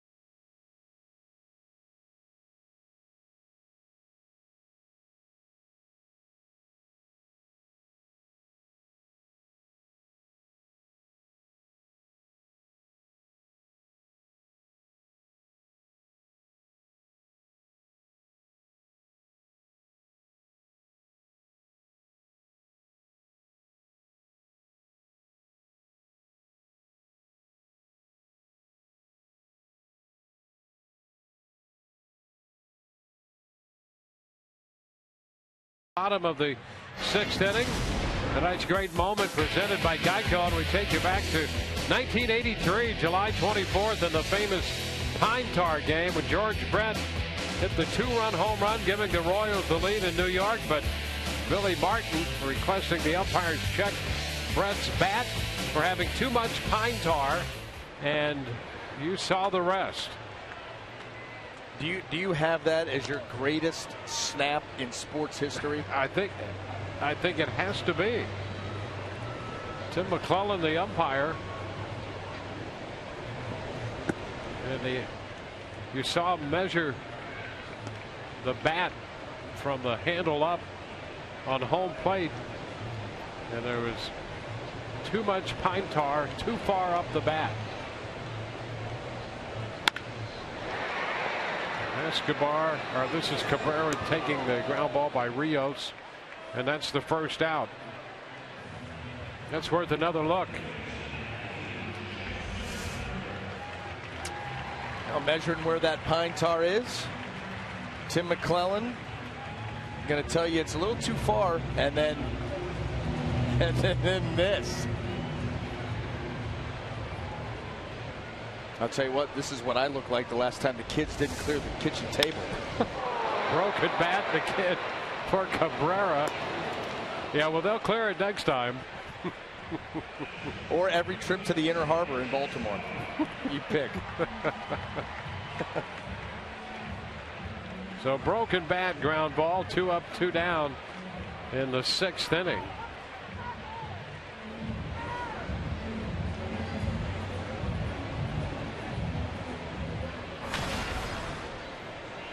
Now here's Escobar.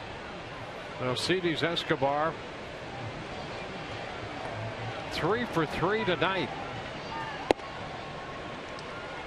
1-0, and twice he's gone right back to the mound to have a ball off his bat deflect off Archer's body.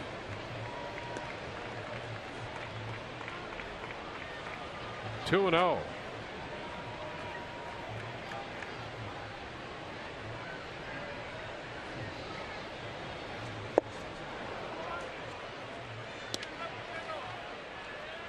Two balls and a strike. Yeah, Escobar came into this game 3 out of 5 lifetime against Archer, and he's 3 for 3 against him tonight. Short center, that's going to drop for a base hit.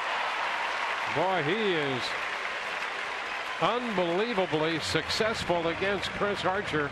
4 for 4 tonight. That means he's 7 out of 9 lifetime against Archer. You always have that one guy. I mean, some of us have more than one guy, but there's always one guy that just puts up ridiculous numbers against you that probably shouldn't. And actually, there's really nobody that should put those kind of numbers up against Chris Archer with his stuff. But Dyson takes a strike.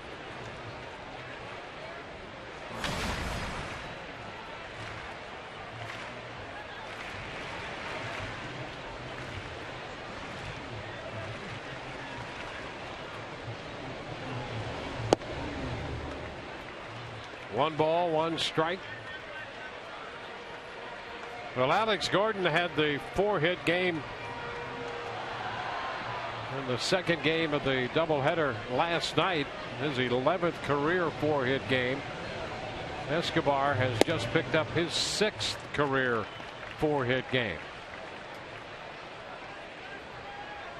So you go into a series and the opposing hitters are putting together 4-hit games. That's not good news. You know, and look at the run total again. You know, they scored. How about this one toward the line, and it's going to get by the diving DeJesus. It's fair. Escobar will score. Dyson around third, and he's going to circle the bases. And 2 more runs up on the board. DeJesus picked himself up, tried to get it back into the infield, and a little difficulty. with the relay man and making a play at all, and Dyson circles the bases. Now, Gerard Dyson has speed to burn. He goes up the left field line. David DeJesus is going to give great effort to try and get there and make a diving catch. And once he comes up empty and it gets by him, now it's a full-on race. This ball just slapped the other way, kept fair. And Dyson showing that speed all the way around. And you're right, that once that ball off the glove of the cutoff man out there, no chance. Probably didn't have a chance anyway. An inside the park home run for Dyson. Oh, big cut and a miss by Kane. Strike one. 9 runs. 11 hits tonight off Archer. Dyson in there replacing the injured Gordon. Dyson made that play that cut into the Rays inning in the 4th inning when he threw out Geyer at the plate after replacing Gordon, and now an inside the park home run. So we've had 2 inside the park home runs tonight. One by Logan Forsythe, and now one by Gerard Dyson.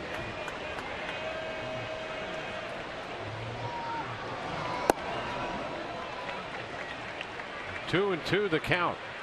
This is the 23rd inning that the Kansas City Royals have come to bat in this series. They've scored 25 runs off Rays pitching so far in 22 2/3 innings. You know, when you think about it, they're 2nd in the league in hitting, but they're 10th in the league in runs scored. Yeah. And all they've done in this series is score, score, and score some more. Coming from behind. What were the Rays great at? They were the best team in Major League Baseball when scoring first. They have a chance to be 0-3 when doing that in this series. Oh, and this ball lost in the lights by Geyer. Off his glove, backed up by Kiermaier. And into second base goes Kane. Lorenzo Kane at second, and you have to ask, what else could go wrong? I don't want to. I mean, this is as bad as it gets. End of the inning here. And you can see the last minute, Brandon Geyer loses that thing right into the light bank. And then you go into self-protection.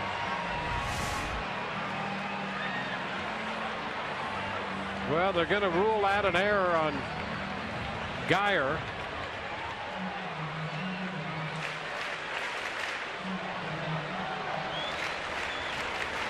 Kane's at second, and here is Eric Hosmer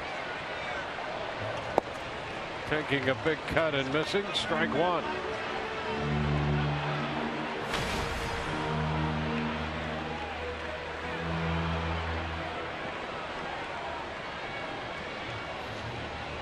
Archer over 100 pitches.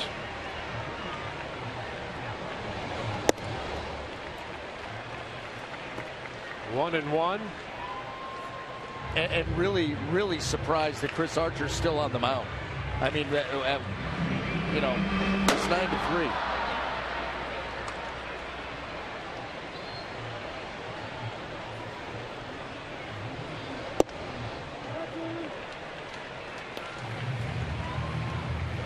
Two balls and a strike.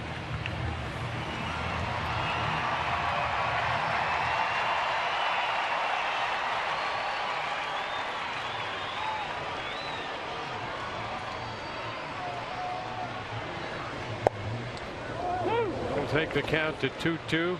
Well, they're going to change the scoring on that ball hit by Kane. They're going to give him a double. So remove the error from Geyer, who lost that ball in the lights. Cut and a miss. Hosmer's out on strikes. But it's not good from Kansas City. Through 6, 9-3 Royals.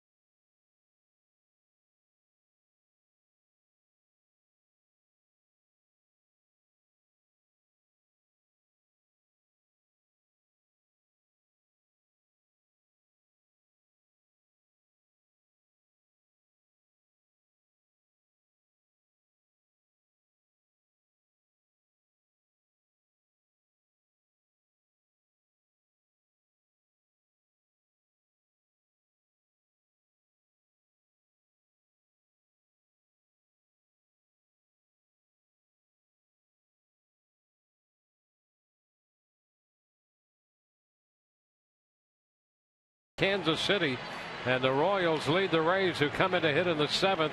Follow your arrow to Tropicana Field Saturday, July 25th. Watch the Rays take on the Orioles and stick around for the postgame concert featuring country star Casey Musgraves. She'll perform her hits Follow Your Arrow and Biscuits. Call 888-FAN-RAYS or visit RaysBaseball.com. Rene Rivera leads it off in the first pitch, up and in. Rivera drove in a run in the 4th. He is 1 for 2.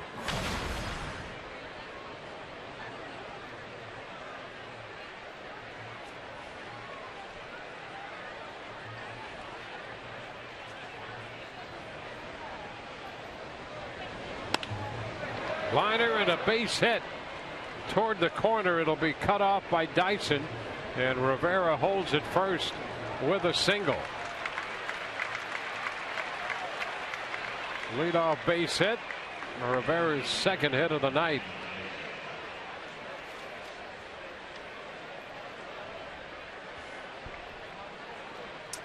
Well, an extremely tall order here for this Rays offense. You try to piece it together with base runners, try to make something happen, but you know who's lurking down in the bullpen and who Ned Yost will fire up pretty soon. Hey, another base hit for Jaso. How about that? Up to second goes Rivera, and the Rays put the first 2 men on in the 7th. And here comes Ned Yost. So a couple runners on in the 7th inning, and Yost is not fooling around.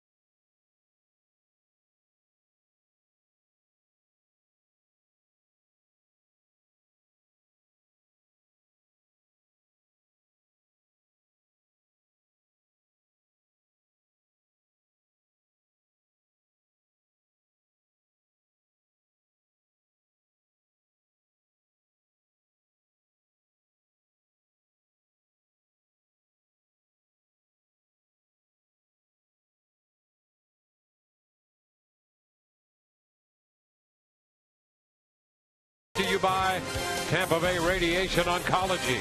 When cancer strikes, strike back with CyberKnife. Available exclusively at Tampa Bay Radiation Oncology. By Kubota. For more information, go to FloridaKubotaDealers.com. And by your Gulf Coast Honda dealers.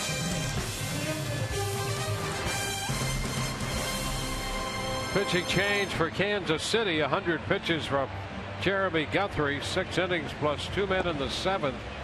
And Franklin Morales will make his 35th appearance. Well, he's worked 33 1/3 innings, just 7 walks, 21 strikeouts. But he inherits a couple of base runners, nobody out, and the Rays looking to try to climb back into this game. Down 6 right now.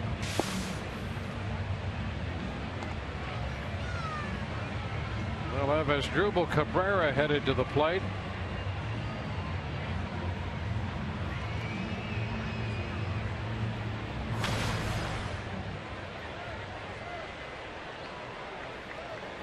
Cabrera 0 for 3. And turns around to hit right-handed against Morales.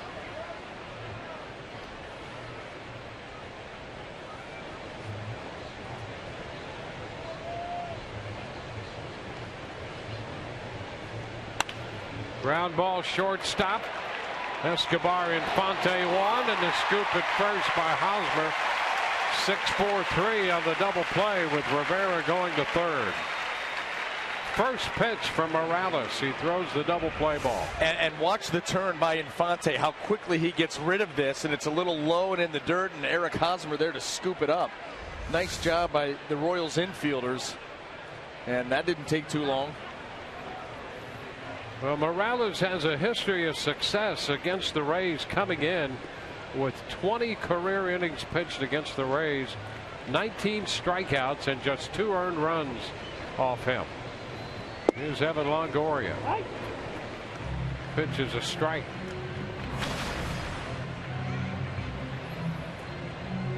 Morales, formerly with the Boston Red Sox, when he put together those numbers against the Rays.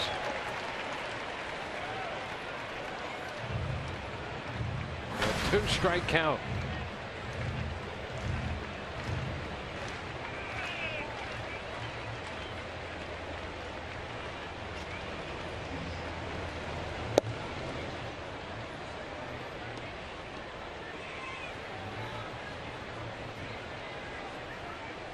One ball, 2 strikes.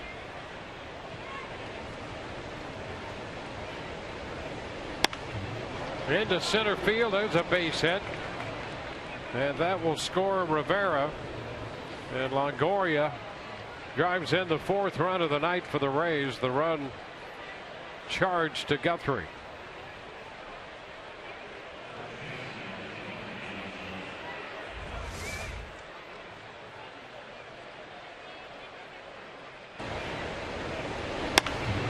Well, stay inside the baseball, use the middle of the field.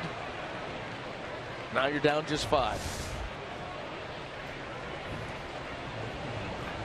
And here's James Loney.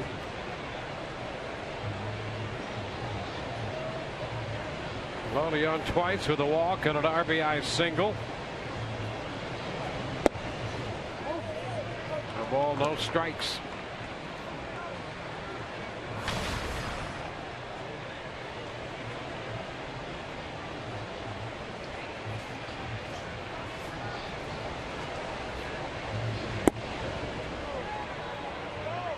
Two and 0. 9-12-0 for Kansas City. 4-9-0 for the Rays tonight. Rays again for the 3rd straight game, and Kansas City scored first.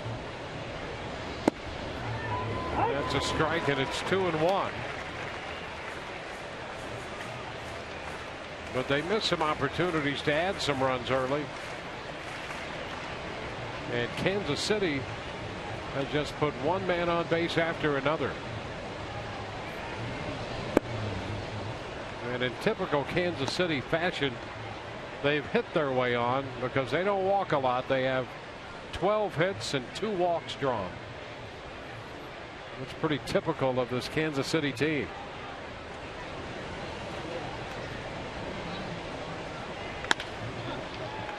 Chopped to second. Infante with the little toss to first. The Rays get 1 in the 7th and trail 9-4.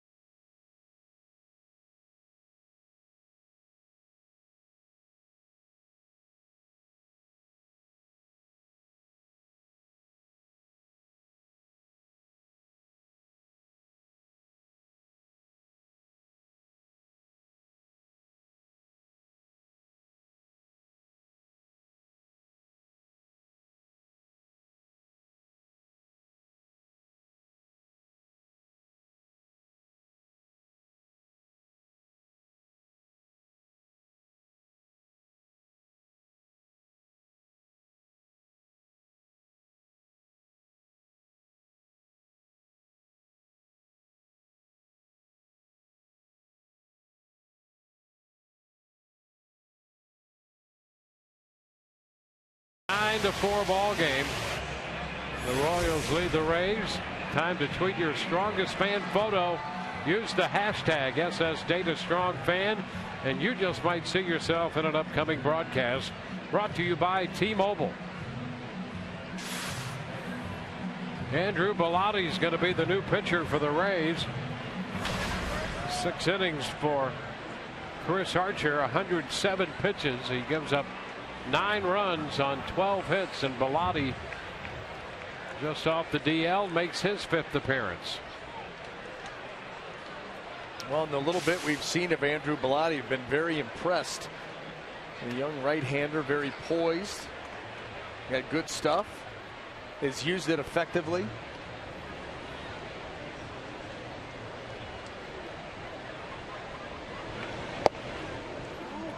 And the pitch to Morales is too low. 1 ball, no strikes.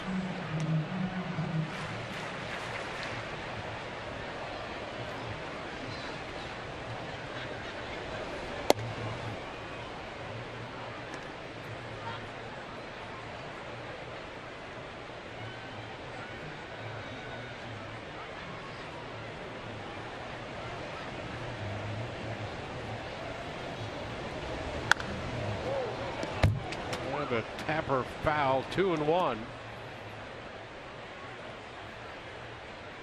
Bellotti had some shoulder tendonitis that allowed him to go to the DL. Had a couple of rehab starts.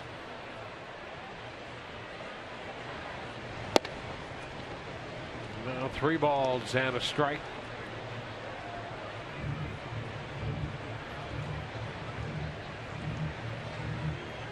Salvador Perez on deck, then Omar Infante.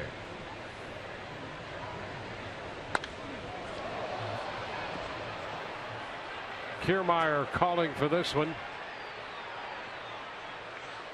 And that's the first out here in the 7th. Hey guys. Hey, how you doing? Good. Just want to sneak up on you here on our Web Wednesday Ask the Announcer and ask you guys in person. Are you quitting? I'm readjusting. Here, by the way, here's how you can get on. You can either tweet your questions. We're not getting much on Twitterverse today, or email your questions to sunsportsrays@gmail.com. Here are the topics. All right, best barbecue in America. They said Dwayne spent some years in Texas. BA has been here in Kansas City for 3 years with the Royals. You guys can go back and forth with that. In addition, BA Kansas City Royals organization, how'd you like your years here? One viewer asked, is it the lighting or is the beer getting darker as the season has gone along? And finally, do the Rays need the All-Star break right now because are they fatigued? Those are some of the questions the viewers want to know, guys. Take it away. Well, there you go. Beard question first. The beard question was, well, I mean, I should probably just go full disclosure. There was that. If you go back, if you watch the one spring training game that we did together, yeah, there was a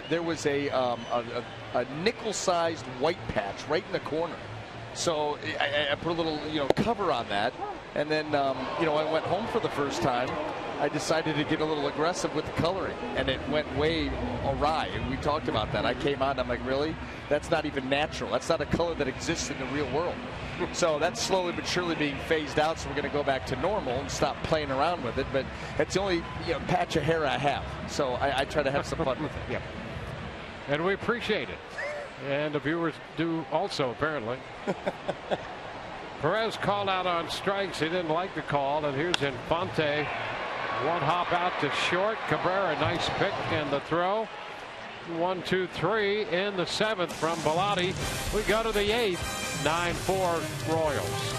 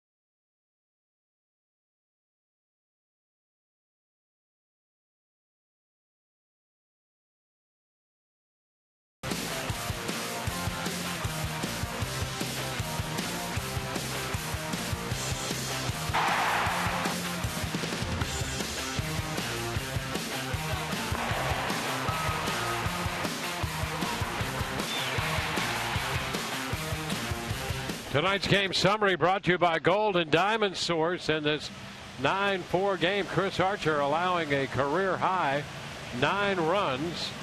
Lorenzo Cain, a big night, 3 for 4 with a double, a home run, and 3 runs batted in. And the Kansas City Royals are just keeping the pedal to the metal here in this series as we go to the 8th, and Logan Forsythe prepares to lead it off. We've had 2 inside the park home runs in this game, one by Forsythe and the other one by Gerard Dyson. First pitch to Logan is a strike. How about that? First game to have 2 inside the park home runs since May the 26th of 1997. It was Sammy Sosa and Tony Womack. Cubs and the Pirates 1-1, and here tonight Forsythe and Dyson with inside the park home runs.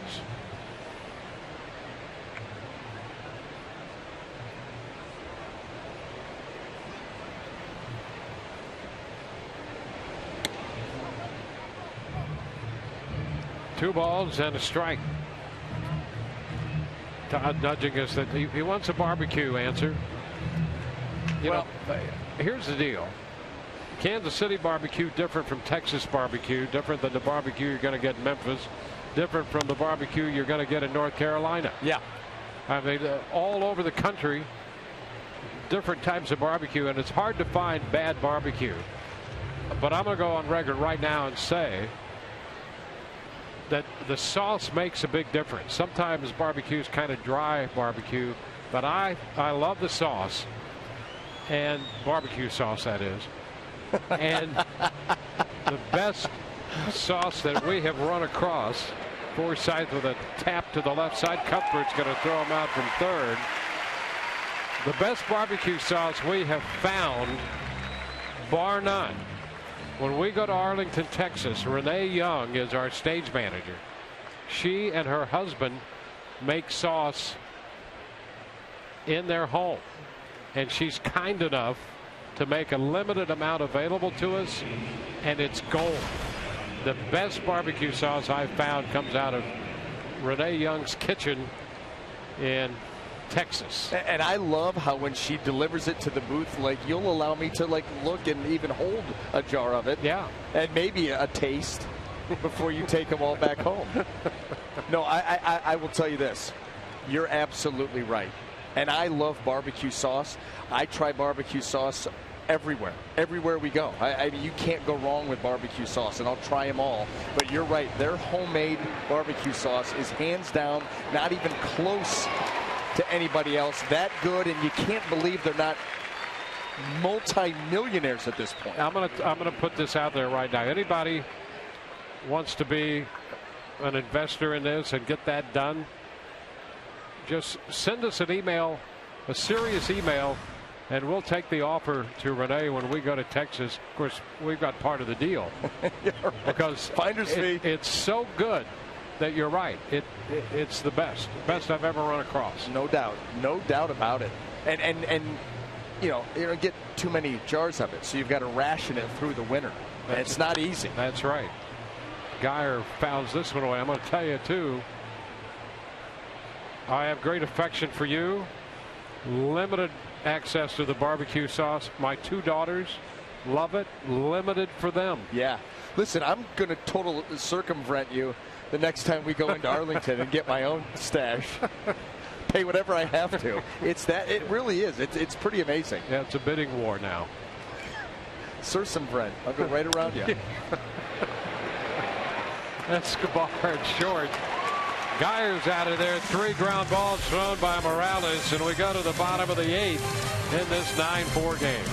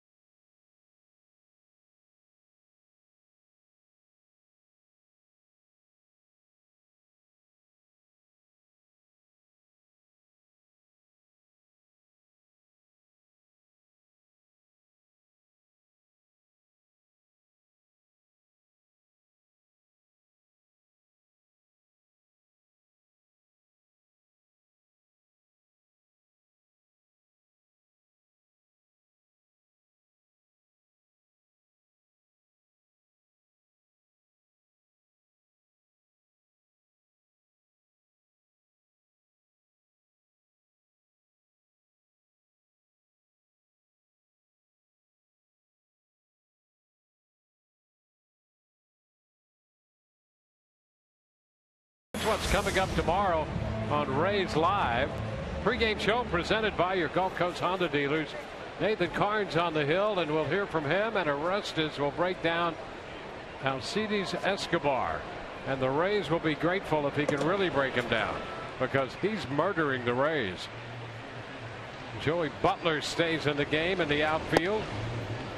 Alex Rios takes the pitch too low. 1 ball, no strikes.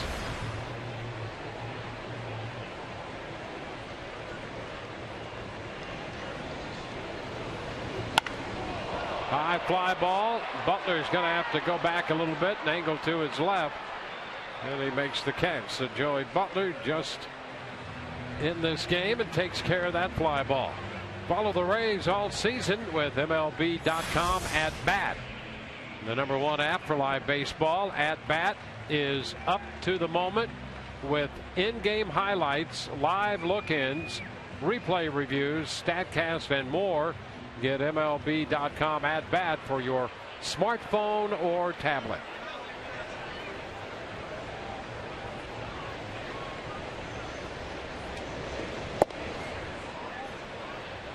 Chesler Cuthbert takes the pitch. 1 ball, no strikes.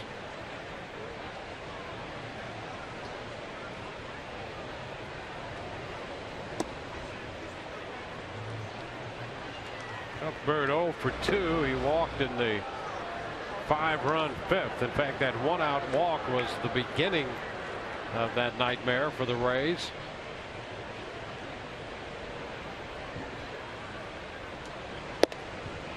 You know, what did Kevin Cash say when talking about this Royals lineup? About they're all about creating action. And if you help them along the way, because they don't walk that much, bottom of the order, that walk did obviously come back to hurt the Rays, but they do make things happen. They do. They take the game to you whether they're hitting or pitching or fielding. Now, it's an aggressive formula, and it's a formula that works. I mean, it translates into the World Series last year. Best record in the American League so far this year. It's going to be a tough play. Forsythe, a high throw, and into the dugout. Well, Cuthbert just put the ball into play, and boy, it's emblematic of what's gone on tonight. That's a base hit for Cuthbert and an error on the throw.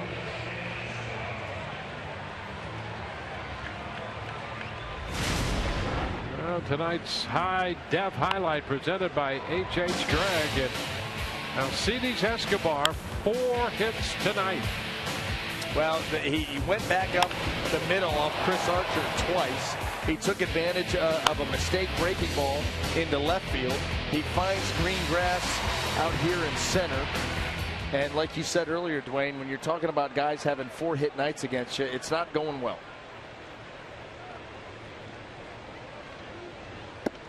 Down and away. Yeah, when you talk about Escobar getting hits off Archer on 2 occasions, that was actually true. He was 4 for 4 against Archer, and 2 of those hits bounded off of Archer physically.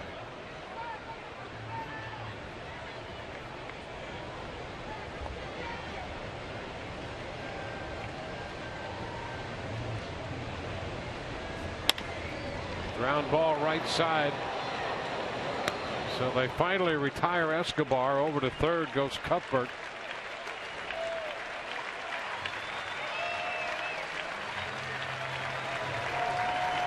Gerard Dyson walks to the plate. Well, Dyson has an assist from the outfield and an inside the park home run since taking over for the injured Alex Gordon.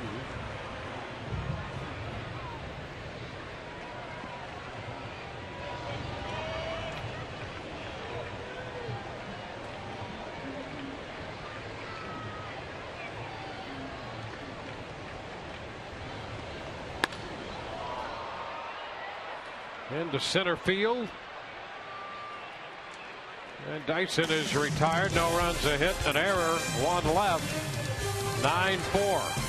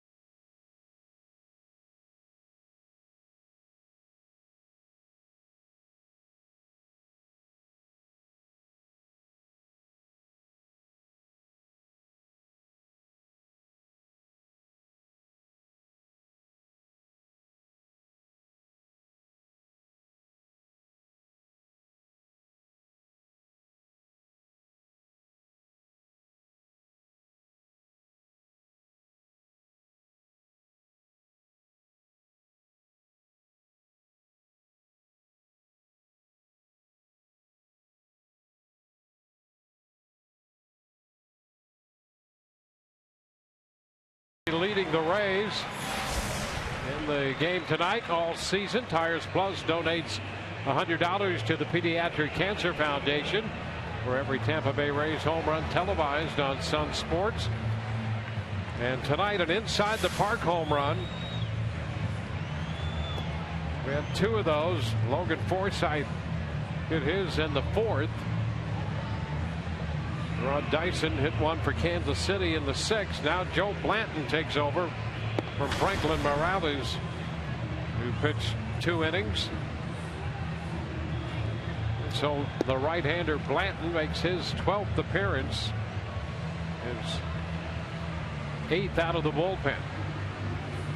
It was in the starting rotation for a time, just moved back out there. Actually was scheduled to start against the Rays tomorrow, but moved to the pen because of Yordano Ventura will be making that start. He's looking to get the last 3 outs of this ball game.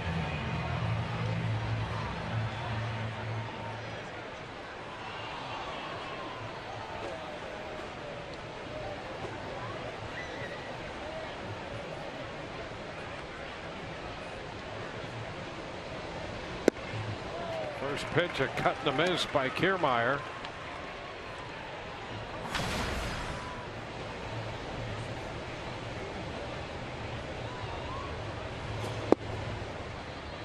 Kansas City trying to go 16 games over 500.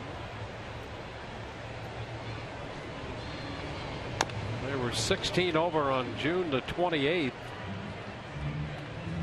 They're trying to get back to that mark. They're 3 outs away from doing that. And yesterday was their 81st game, so they were 15 over exactly halfway through the season. Obviously, you take that out over a full year. 96 and 66 would be the record that they're on pace for.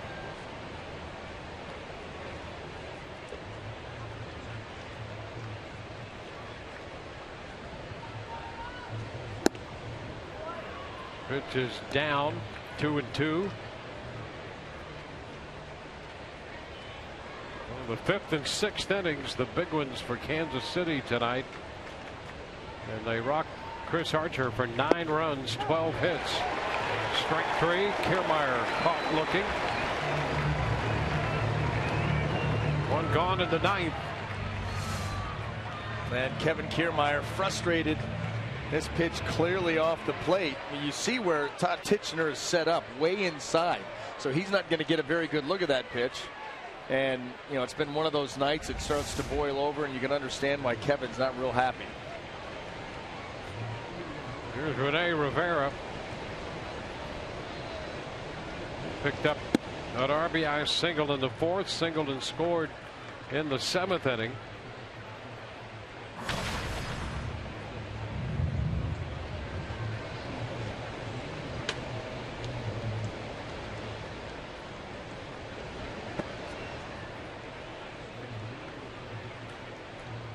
One gone here in the 9th with nobody on. It's a 2-0 count.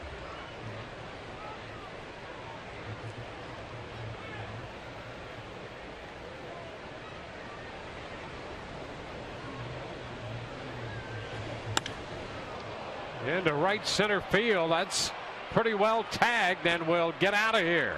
Wow, home run bounding up into the water in between the falls out there. 5th home run of the year for Rivera. Gave that one a long ride to right center. Yeah, that's impressive. I mean, taking that ball to the opposite field, Rene Rivera, boy, he gets down and through that, finishes high, and gets great carry on this ball out into right center. Way up there.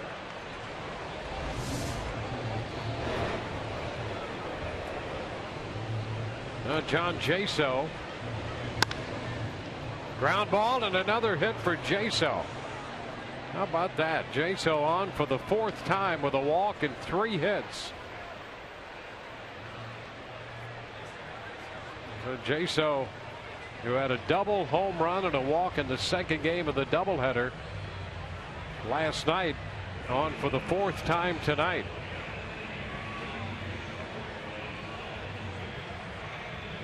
Well, Dave Island out to spend some time with Blanton on the hill. Coming up, Rays Live, the postgame presented by Checkers. We'll anchor the coverage from the booth here in Kansas City. We'll hear the press conference from Kevin Cash, and Todd Callis will be providing interviews from the clubhouse.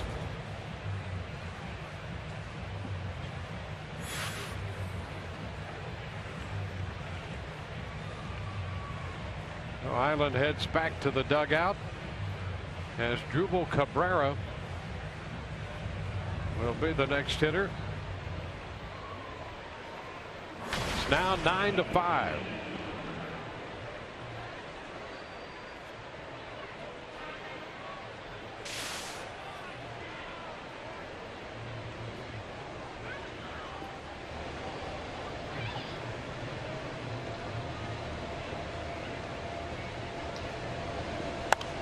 Cabrera looks at foul and out of play.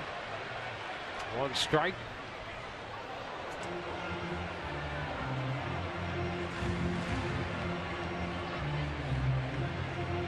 White Sox have tied the Blue Jays 6-6 in the bottom of the 7th in Chicago. Yankees have won. Boston won. Baltimore lost.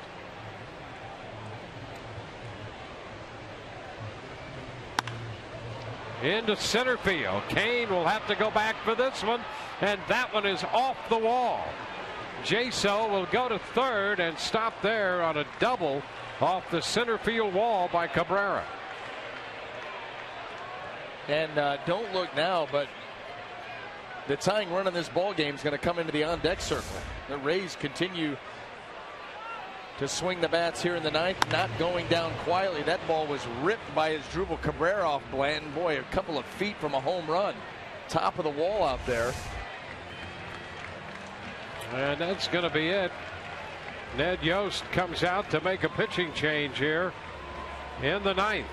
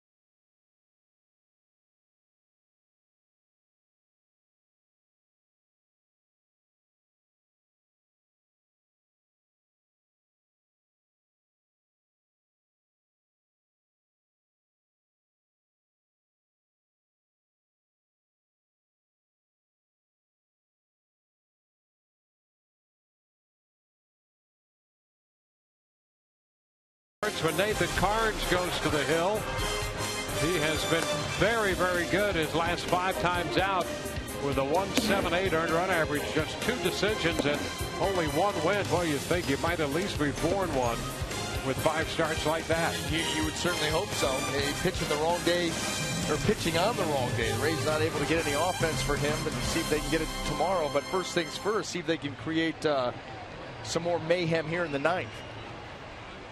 Greg Holland on the hill now, and he's facing Evan Longoria, fouling away the first pitch. So the Rays, as you pointed out, BA, with Loney right now would have the potential tying run on deck. Holland 16 of 18 and saves, on for the 26th time. Longoria takes a cut, fouling it back.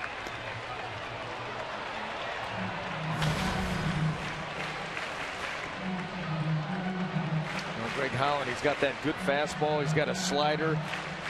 He's got really good depth to it. He was not sharp the other day against the Rays. Yesterday in game 1 of that day-night doubleheader. A ball inside in the mid-90s, now 1-2.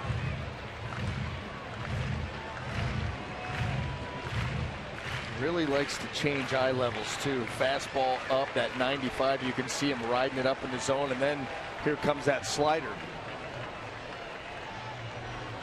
Into the dirt, blocked this time by Perez, and we saw that yesterday. Yeah, and that pitch was yanked badly. I mean, he was not sharp at all in the ball game yesterday. Didn't even give this pitch a chance. And Salvador Perez, how he blocks that and keeps a run from coming in.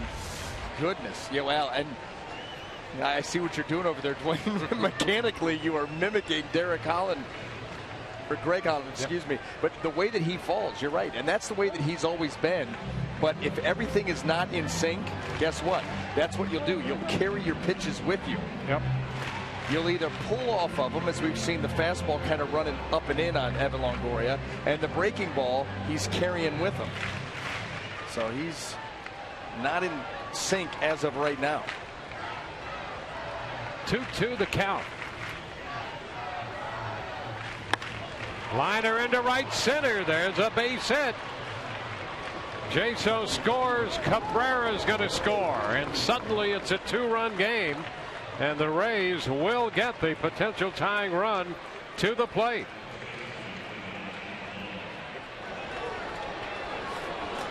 But here's the thing. This is a breaking ball here that Holland is just going to kind of float in there. Didn't throw it aggressively, and Evan Longoria, protecting with 2, lines it out into right field. Every now and then we see James Loney go for it and take that big swing. I guarantee you're going to see that here. He's going to try to lose one and tie this ball game up.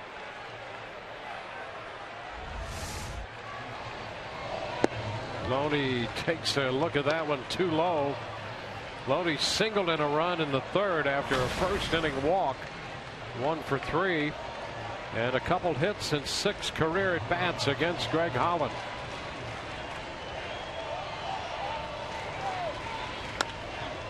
Down to first. They step on the bag, but it's going to be a foul ball off Loney's foot. So Loney fouls it off his foot, and there are walking around gingerly.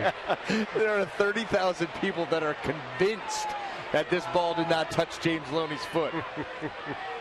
Well, only 28,204. Let's see.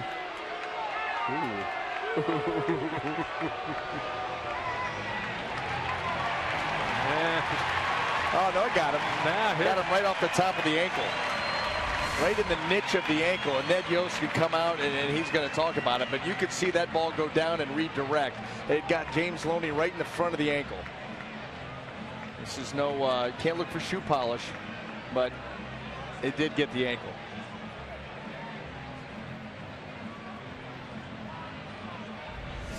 Here it is. Yep, down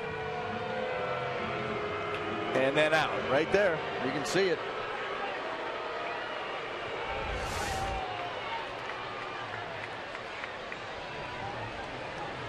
So Loney's back in with a count of 1-1.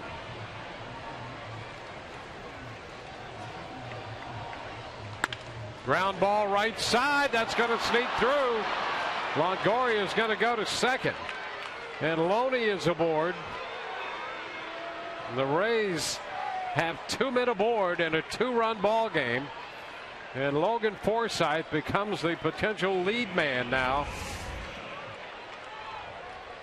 Well, you know what? You find a hole. That's exactly what Loney did. Pulled it just enough, rolled it over, gets it out of the reach of Infante. Another base hit. And with the Rays making some people nervous around here in Kansas City. Rays have scored 3 in the 9th to cut the deficit to 2, and they have 2 men on with 1 out. And Forsythe about to step in. That's Jake McGee down there in the Rays bullpen.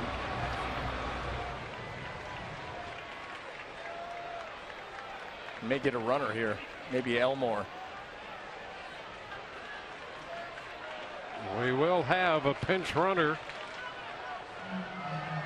He will represent the potential tying run. Elmore runs for Loney. The Rays have Forsythe set to hit as Jake Elmore loosens up to run at first base. And right now Grady Sizemore has come out on deck. Butler would be due to follow Forsythe, but Sizemore is out there already.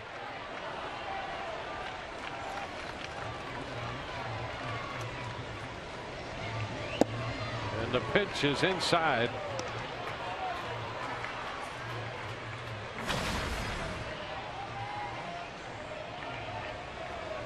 Solo home run was the inside the park home run in the 4th.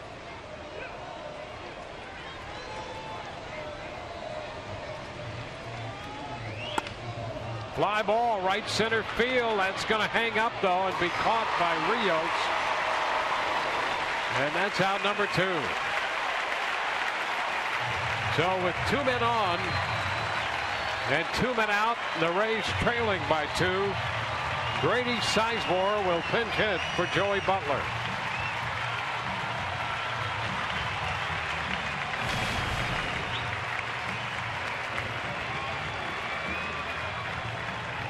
Sizemore with a home run in the 9 games he has appeared in for the Rays.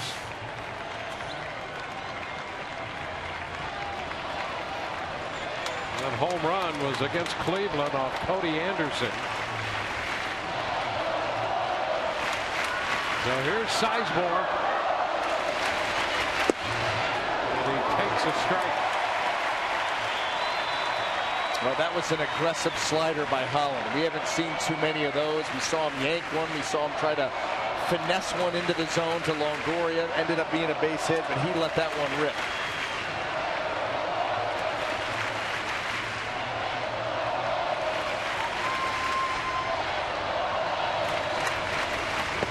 Sizemore, did he go? He did not on the appeal down to Tim Timmons, and it's a 1-1 count.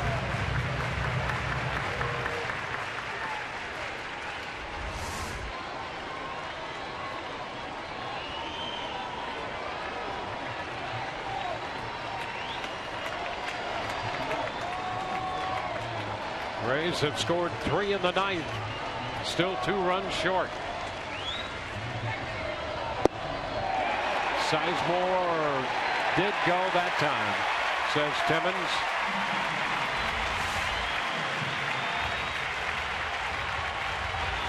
Right out there close. Yeah, it's a borderline, could have gone either way call. 1 ball, 2 strikes.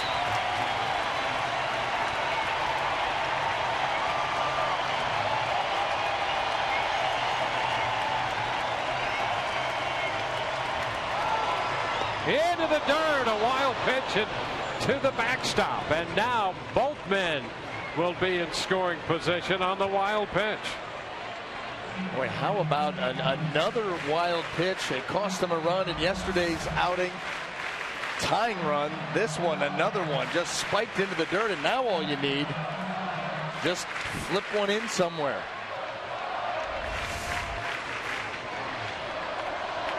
Base hit to tie the game. It's a 2-2 count and a 9-7 ball game.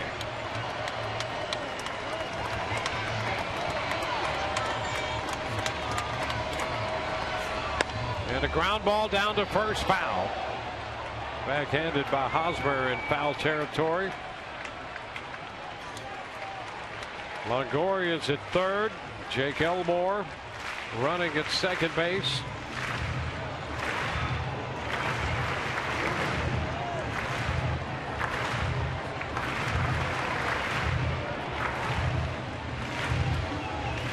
Sizemore hitting for Butler against Holland.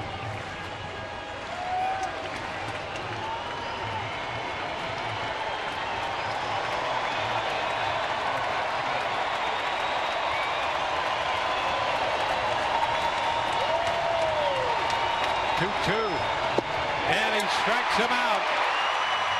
Came back with a slider to end it. The Rays put up a battle here, but fall 2 runs short, leaving 2 men in scoring position. And it's a 9-7 final here tonight in Kansas City. We'll take a look at that final pitch.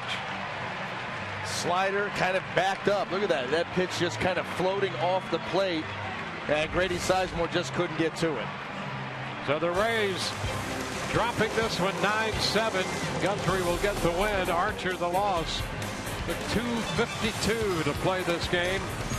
And the Royals walk away with a victory over the Rays. Rays Live, the postgame comes your way next. Hope you've enjoyed the telecast, if not the outcome.